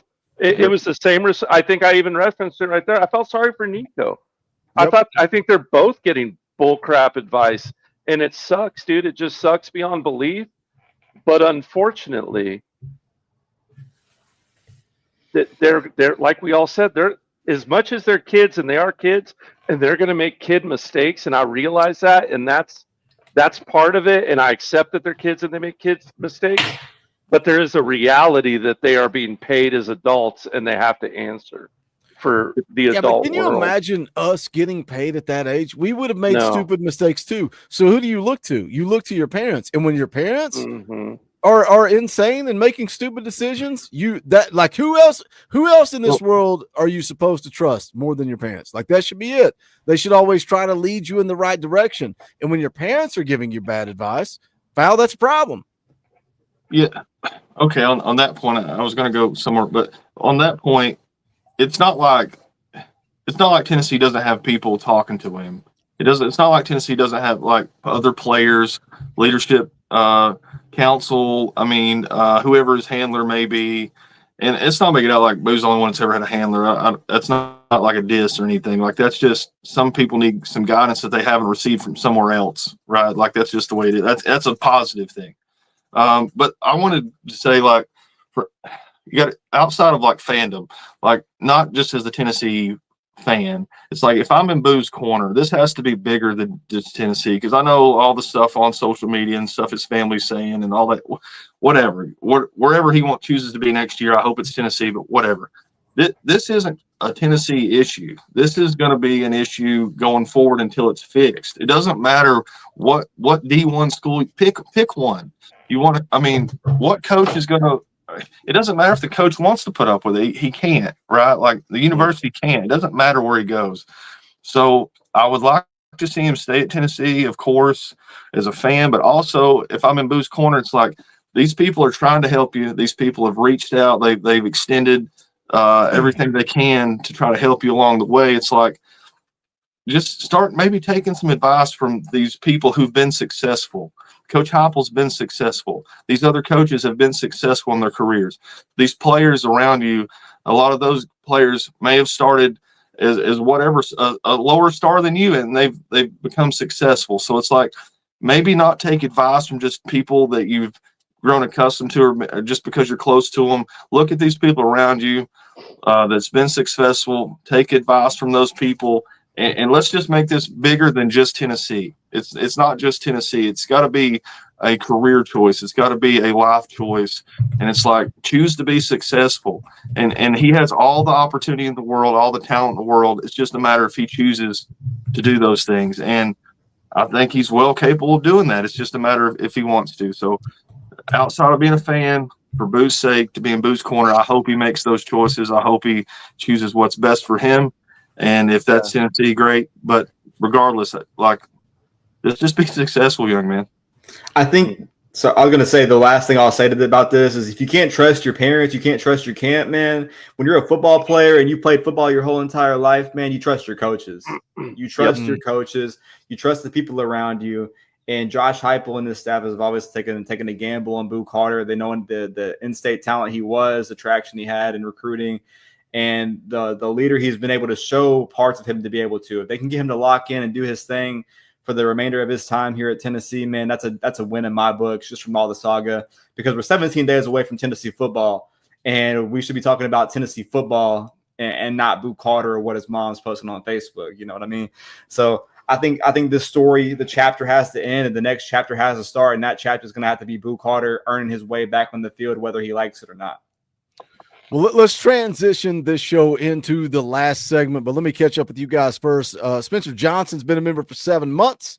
We appreciate you, Spencer. Hit the join button. It's $1. It's a freaking $1. If you like what we do, you like the content, the live streams, the community. I said this to somebody earlier today, and I believe it. We built the best damn community on YouTube for Tennessee fans. That's period. There's no better community. There's a lot of imitators, but they're not duplicators. They are phonies and fakes. We have the best damn community right here on the Talkin VAWLS network. It's second to none, man. We are family here. If you like it, you support us, hit the join button. We would appreciate it.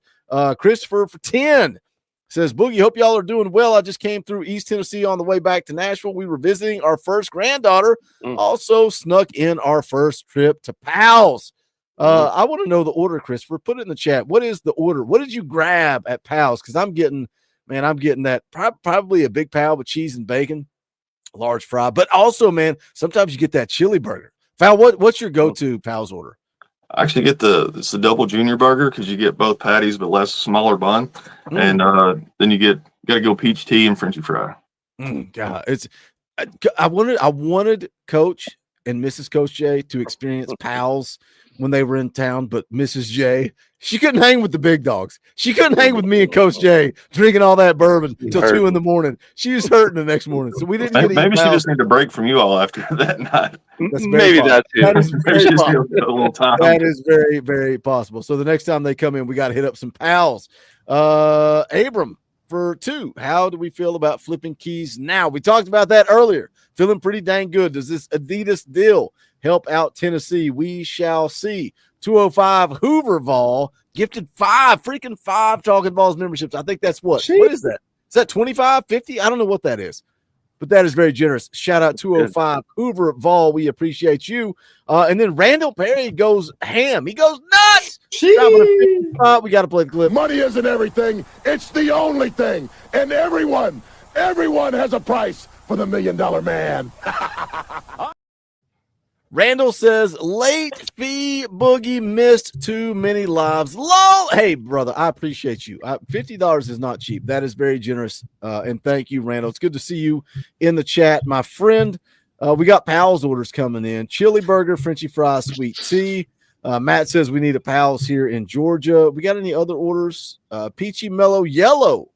Double and fries. That sounds like my daughter. She loves some peachy mellow yellow. All right, let's get into the last segment here.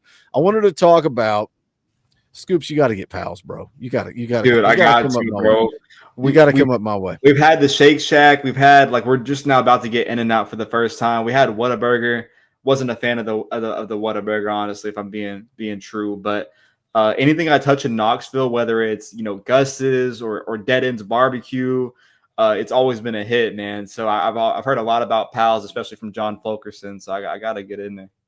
Let's Baze. What's up, Baze? Dude, Baze, you know what, man? You come in here like a regular dude. Baze, I just learned your story and all the stuff you're dealing with, man. I hope everything's going well for you.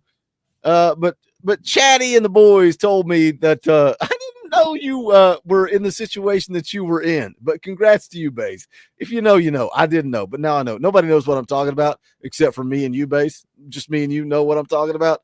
What a crazy story, bro. But I'm happy for you. I'm happy. Enjoy the Corvette. Enjoy the boat. Enjoy life, brother. All right, let's get back to it. I want to talk about Josh Pate because he put out his yearly Tennessee. He's doing his predictions for all of his team. He put out the prediction for Tennessee. We're going to take a listen to a little bit of it here. But let me switch to this screen. All right, let me give you a brief rundown. Little cliff notes here for Josh Pate's season predictions.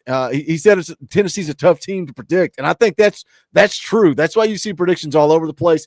He talked about the Nico drama and how the fan base, kind of rallied behind Heupel's decision. But then he questioned if our fan base has that same energy if this team goes 7-5 or 8-4. Do we still support Heupel's decision at the end of the year for 7-5? Talked about all the question marks, right? Quarterback play, offensive line. Said we have lost 160 starts from offensive linemen alone. Said he expected some drop off in defense, which kind of surprised me. He said he doesn't think they can carry the team the same way they did in 2024. Really high on the tight ends, expects them to be more involved in the passing game.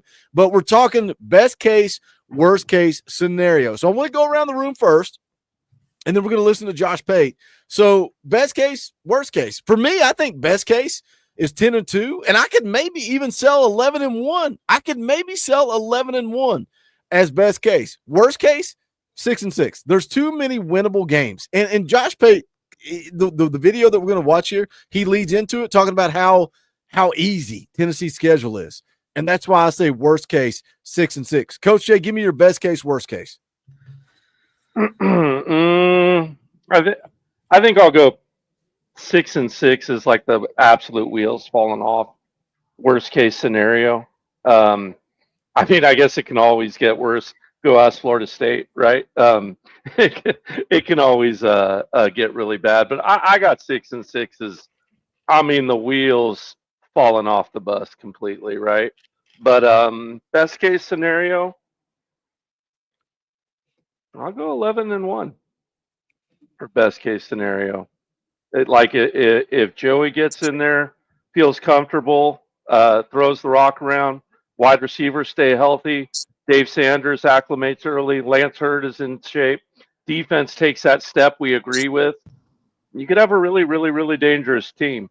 I think, once again, I've said on here before, I think it's the year that I've seen the biggest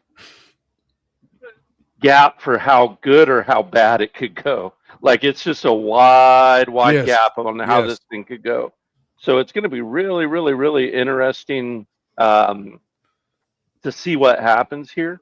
But that defense, I believe in it. I think it's going to take a step. I don't know how you could think it's going to take a step backwards. Anything's possible. It's football. But I think this defense is going to be much improved, and that's going to give them a chance to win every single football game. Best case, worst case. Yeah, I'm sitting here. I'm staring at it this whole time, trying to go back and forth. I think worst case is 7-5. Right? I don't see. What do you? Okay, for you guys that see 6-6, it's like I just don't see where it's at. I mean, okay, we'll go. I don't Georgia. either. Hold on, let me say it's a weird thing, right? Worst case, Yeah, 2 quarterbacks get hurt, 3 wide receivers get hurt, 4 offensive, right? Like it's impossible to really answer it. Like I think 7-5. If they go 7-5, I'm gonna be pissed. I'm gonna be pissed. I'm trying to show my work. So, like, if I say 7-5, I'm looking at what? Georgia, Alabama, Oklahoma, Florida. There's your 4, right? That's your most difficult game so far. And then to get that 5th one, you got to miss on like Arkansas, Kentucky, or Vandy. Unless you stumble out the gates, because we're just not ready for. But I don't think Syracuse don't have the team. I don't think without the quarterback from last year. So I think where's that 6? I mean, are we going to say that we're going to lose Kentucky and Vandy, or Arkansas and Kentucky? Like I don't see that. I see Hop has that one on the road every year where he would just kind of stumble for no reason. But if you add that in there, I think that's an 8-4. So I think worst case 7-5, wheels fall off, and then I'm right there with you. I think 11-1 because I think I think Georgia and Alabama are gettable this year. I really do. I don't see us being favored in either one of those games, but I think they're very gettable. I don't know what Alabama is going to be when we get there, and I think Georgia's early enough to where they're not settled in yet. So I think both those games are gettable, and then Florida, I think, is the next biggest task, and then I think Lagway likely may not even be there health-wise. For his sake, I mean, I hate to see anybody get injured, but I mean that's just been the way it is, and he's already injured twice, I think, in camp. So, I think best case 11-1 because I don't see us. Is there anywhere where we hit Georgia and Alabama and then don't slip somewhere? That's just classic Tennessee. So, I think 11-1 best case, and worst case 7-5. Yeah, I mean, me personally, I'm gonna say 11-1 and 7-5. I mean, when you look at 6 losses, man, I really just don't see it, honestly. Just looking at the schedule and stuff. But I mean, you talk about going 11-1, trying to get a season like that, 11-1. Me personally, I'm leaning more favorable in that Georgia game, just being in Neyland Stadium week 3. I feel like there's a lot for Georgia to figure out and stuff like that. But then you look at that Alabama game, man. You got Ty Simpson, the kid from Westview High School, the home state guy that almost flipped to Tennessee before signing day, now the starting quarterback at Alabama. If he's still the starting quarterback there, I mean, I wonder what the nerves are. But we've seen in Josh Heupel's tenure, man, being at Neyland Stadium, Neyland's advantage compared to going on the road is just tremendous. Tennessee hasn't lost. I mean, they're on a 20-game win streak besides the Georgia game in 2022. So, I mean, one of the most active win streaks there. But I mean, I don't see 6-6, 7-5 minimum. And really, honestly, I'd lean towards the 8-4, just like Foul Ming said, with Georgia, Alabama, Oklahoma, and just trying to figure out that last one. But I think Josh Heupel's figured himself out at home, and I don't see any games on the road to make me want to nuke anything yet, man. I think 7-5 and 11-1 is where I'm at. I think what people look at, like when you look at the schedule, it's like when you're talking about the ceiling. Can Tennessee beat Georgia at home? We've lost 1 game in 3 years. Yes, they can beat Georgia at home. Can they beat Alabama on the road? Yes, they can beat Alabama on the road. Can they beat Florida on the road? Yes, they can beat Florida on the road. Do they do all 3? Highly unlikely. So that's why when you guys talk about your floor and it's 7-5, I agree with it. Can they lose to Syracuse? Sure they can. Could they lose to Mississippi State on the road? Sure. Could they lose to Arkansas? Sure. Oklahoma? Sure. Mississippi State on the road? Sure. Vanderbilt? Sure. Do they lose to all of them? Hell no. Like that's not happening, right? Like no. the floor is the wheels completely fall off, and I just don't see that. Let's listen to Josh Pate, and then we're going to come back to this because he makes some points that really, man, he talks out of, and I'm guilty of this too. I fully admit I'm guilty. He talks out of both sides of his mouth. He talks out of both sides of his mouth for the sake of conversation and maybe for the sake of protecting himself, that he can always come back and say, well, I was right. I said, well, it could go this way, but it may go that way. But let's take a listen to the start here, and then we'll come back to final predictions. Now, as for schedule, Tennessee got a big break. I mean, a big break. We have this graded as the easiest schedule in the SEC this year. Their road games, like when you have to go on the road in the SEC, you want it to be Mississippi State. It's not that it's easy. It's that, relatively speaking, that's one of the more manageable road trips you could ever have. At Kentucky, ditto. I also think, I don't think Tennessee measures up to Bama or Florida this year. Just candidly, I don't. So if you're going to play them, burn a couple of your road games playing them. Because I had those chalked up as L's anyway. They do get Georgia at home early, and that one could be a season definer. Because if it's competitive, that's one thing. If it's a blowout, and even if you've avoided disaster against Syracuse, that's probably what sets the season on the trajectory it will be set on. The model spat out 9-3 as the best. So the model spits out 9-3. But let's touch on what he just said. He said that Florida and Alabama are better than Tennessee. So just burn your losses on the road to them. Is anybody on this panel, as we look at this schedule, if Alabama is in Neyland, if Florida is in Neyland, are you picking Tennessee to lose? I'm picking Tennessee to beat both of those teams if they're in Neyland Stadium, Scoops. 2 dubs at home. Yeah, I mean, if it's in Neyland, I'm definitely picking Tennessee to win those games. And even being on the road, man, like you don't know like where Alabama and where Florida are going to be in that stage of the season. And we've seen a lot of crazier things happen in the SEC. And I think the biggest storyline we know, obviously, but Tennessee and Boo Carter, we've had a lot of things at home, but we don't know the health of really what DJ Lagaway is really looking like. We don't know what kind of starter Ty Simpson is going to be down there in Tuscaloosa. I mean, we really don't know where these teams are going to be at. And I mean, there's a chance that Tennessee can be going into, Tuscaloosa with them, maybe dropping a game they weren't supposed to, or still trying to figure things out with their new offensive coordinator. And, maybe Tennessee's able to go out there and play a close game or sneak one out. But I mean, yeah, to go back to your point, if it's back in Neyland, man, I'm not taking either of these teams to beat Tennessee. And I agree with Josh Pate a lot, man. I am a Josh Pate enthusiast, but this interview, this is like the first of my knowledge. This is one where I just don't agree. I mean, let's look at the schedule a little bit here, and it's like, okay, we got 4 true road games. All right, well, 2 of those happen to be Mississippi State and Kentucky. Okay, nobody's worried about that. I'm telling you, nobody believes me. I'm wearing the shirt. Hold on. I'm worried about the Kentucky game. Yeah, that's my exact point in my mid sentence was I'm wearing the shirt to prove it. Like Kentucky's going to finish last in the SEC. Mark it. It just is what it is. Wait, but you're not worried about them coming off of a road game at Alabama? Like, that is going to be an emotional road game. I'm That's more worried. the one. I'm more worried if we win it than if we lost it, but I don't. A lot of people are worried about Mississippi State. I'm like, no, that's a wash. That's a dub. You're between UAB and Arkansas, and you got a bye week in between. No. Kentucky concerns me, man. It concerns me.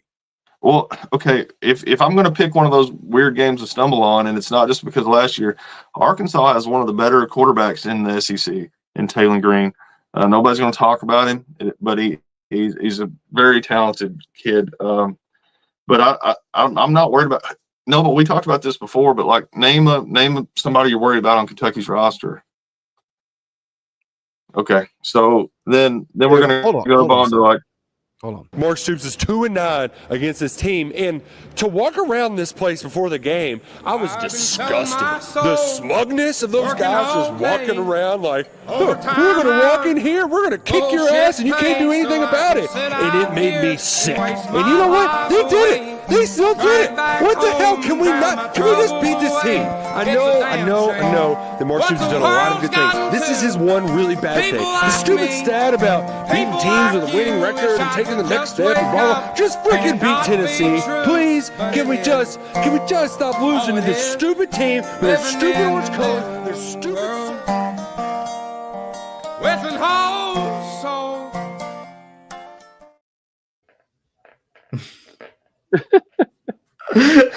Kentucky's daddy. What are you wearing, Foul Man? Mark it. Kentucky's daddy. Mark it. I'm just like, okay, so we'll get back to seriousness here. Okay, so then you look at like, what's Mateer going to do at Oklahoma? That's a wild card for me. I think he talked about Georgia being kind of dictating the season. I think Oklahoma could dictate the season just as easy. I'm more confident because it's a home game. But what if Mateer had been at Oklahoma last year? I mean, that game was close enough at times to where that could have leaned either way. But there's a reason I picked that game to go to. I think that's going to be a good game. I think it's going to be exciting. I think it's going to come down to it, and I think that could dictate your season. Because what if you've already took an L? If we've taken an L to Alabama and Georgia, you can't afford to take one there with Florida still like looming, right? We still got to go to the Swamp. Is that right? Is that my order right there? Yep. Oklahoma first, yeah. So you can't have 3 losses rolling into the Swamp and just hope for the best. So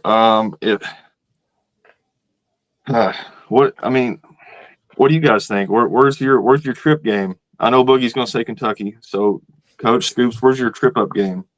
Oklahoma was it for me, Val. I agree. Yeah. I'm just not worried about a trip up game in Neyland. I'm not. I almost want to pick Tennessee to beat Georgia if because I it's have in to Neyland. pick up a trip up game, I guess is what I'm saying. Like, so you it think doesn't mean I think we're going to trip on Oklahoma. It just means if I'm picking one. Well, you think know that I mean? game That's would be, that game concerns you more than Mississippi State on the road, like Florida on the road? I guess you wouldn't call Florida and Alabama. See, I'm not counting that as a trip game. Kentucky. So Kentucky and Mississippi State on the road. Oklahoma and Neyland concerns you more. What concerns me about Oklahoma is Venables plays Heupel's offense really, really well and really, really tight. He's kind of got that cooking for it, and that's like Val just said. You kind of link up some quarterback play with that. Oklahoma can usually run the ball. Oklahoma's maybe they go in there. Maybe they good. go in there, play keep away long enough, and the defense is able to solve the problem. Specifically, if we've taken on injuries at wide receiver right there, and the offense is struggling to be in sync in both phases. But once again, if butts, candy, and nuts. But that's what we do this time of year, I guess. I'm just not predicting us to lose on the road to Kentucky or Mississippi State. I think that even though we lost our quarterback, we lost our guy, the talent on this roster is far superior to where being on the road will kind of change how I feel about those games, in my opinion. I mean, Zach Calzada at Kentucky, I know we hear about Mark Stoops, being, more locked in than ever now or never for Stoops. And, Jeff Lebby having year 2, running the exact same offense as Josh Heupel, Heupel being his mentor there at UCF for a little while. I just don't see those agendas. I mean, if you want to talk about a game where you're most worried about, is probably later going to the Swamp, just because I have PTSD about that game. But I mean, the biggest, I'm not predicting Tennessee to lose at home, and I'm almost like with Boogie, where like I'm not like 100% certain that Tennessee's losing that game week 3 against Georgia, just because Neyland and where both teams will be at just off the first 2 weeks.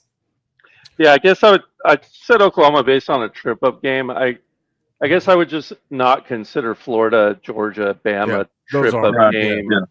Yeah, that's the reason I guess I flocked to that Oklahoma. And it's not that I'm not confident against Oklahoma at home. It's just that I'm that much more confident Mississippi State and Kentucky that we should beat. Now, I just don't. I don't know. Maybe it's too much orange sunglasses here. I don't know, but I just don't. I mean, I just don't see it.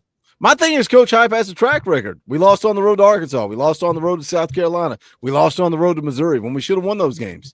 So I'm like, is that where the slip up occurs versus we've lost one game in Neyland Stadium in 3 years? Like, if I'm going to pick a slip up, it's going to be on the road.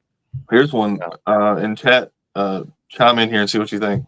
If I said you're going to lose one of these games and it's Mississippi State, Kentucky, or Syracuse, which one do you pick? You're going to lose one of those. That's a hard question. Do you pick Syracuse because it doesn't impact your SEC standings, or do you pick one of the other two because it's on the road and it's like, well, this is what Josh Heupel does? Syracuse is the right answer because it doesn't impact in the conference. Yeah, I was about to say Syracuse. That and it's week 1. I'm not saying you get the Chiefs. Week 1 is an easily week 1. I don't want to lose week 1 and go play the Bucks and then freaking have to play Georgia. Yeah, but LSU loses week 1 every year, and no one cares. That's true. All right, let's get on to the last half of this Josh Pate video. Vols for life for 5 says this team goes as the QB goes. We get a few turnovers and drives that end in TDs with clutch QB play. We win a lot. QB can't run. 0 equals big struggle. Shout out Vols for life. Appreciate you, brother. Let's hear the back half of this Josh Pate video. This is where I get pissed off. Best case scenario for Tennessee. I think 10-2 is the best case. Okay. But the model's saying no, there's a lower ceiling on this team this year.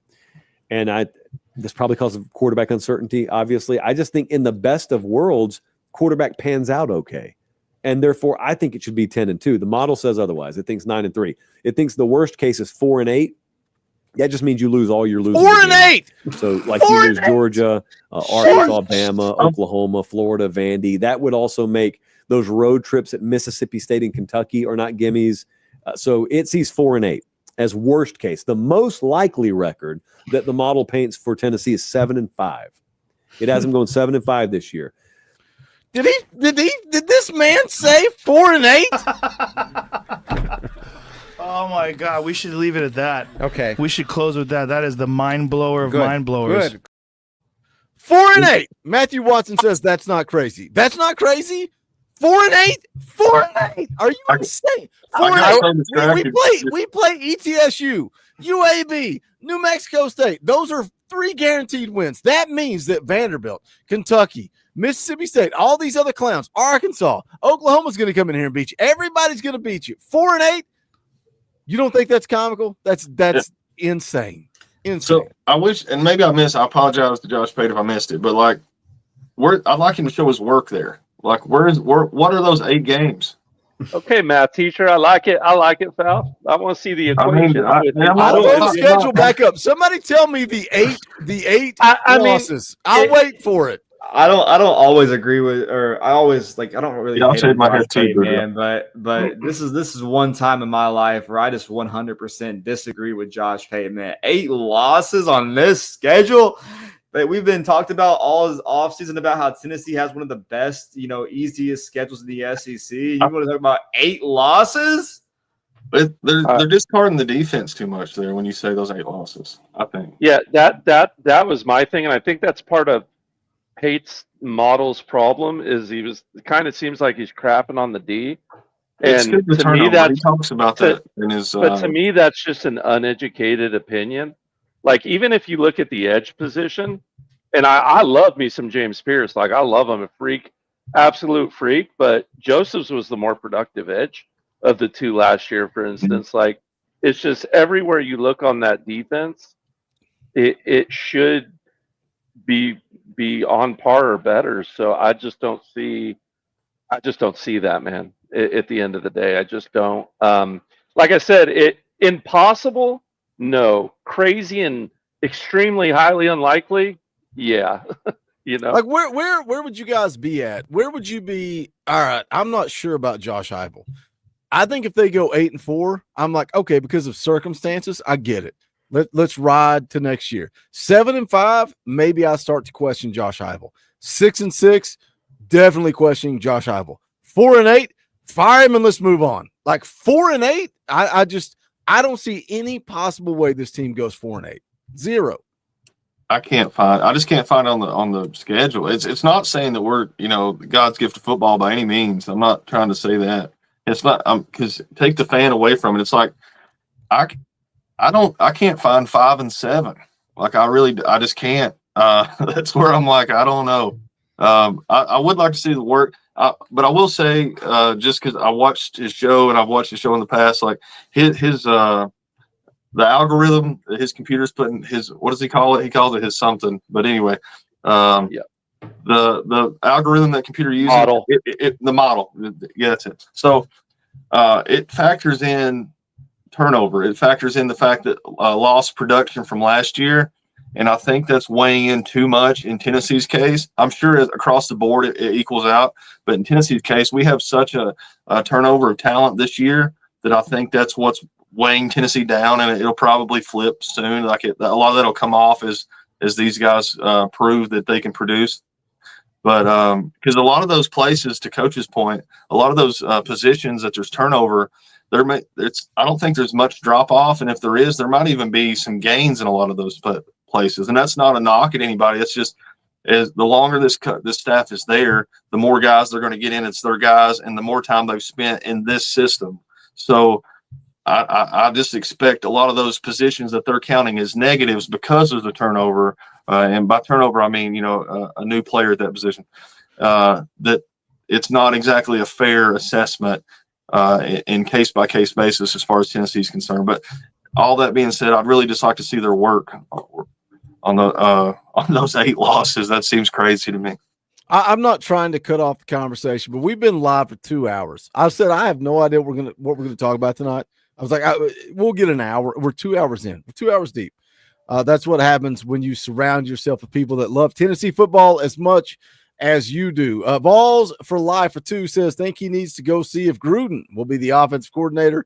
That's not happening. Randall Perry for 5. I think people have losing Nico as more of an impact than I believe it will have. 11 of his 19 touchdowns came against Chattanooga, Kent State, and Vanderbilt. Vegas dropped it a win. One win when Nico hit the portal.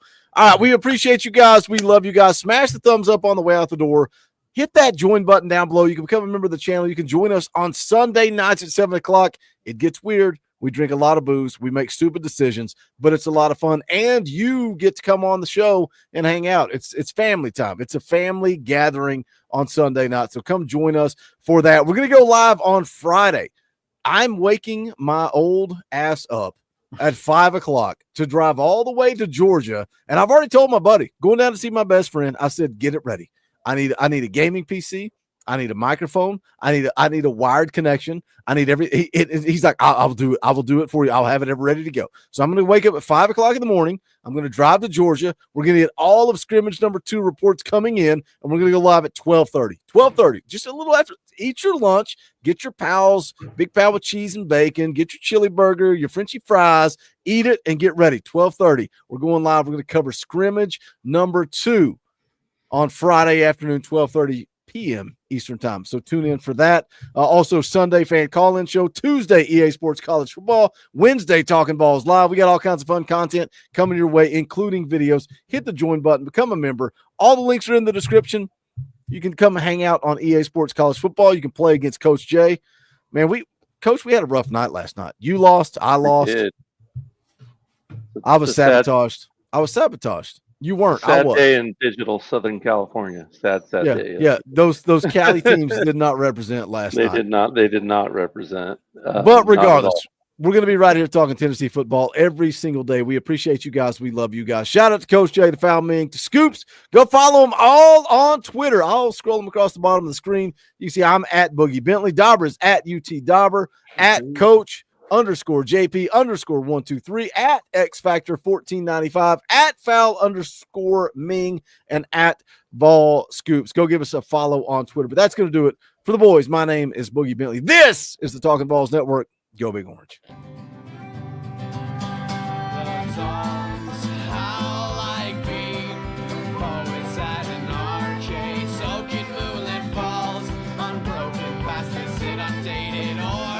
That we charge.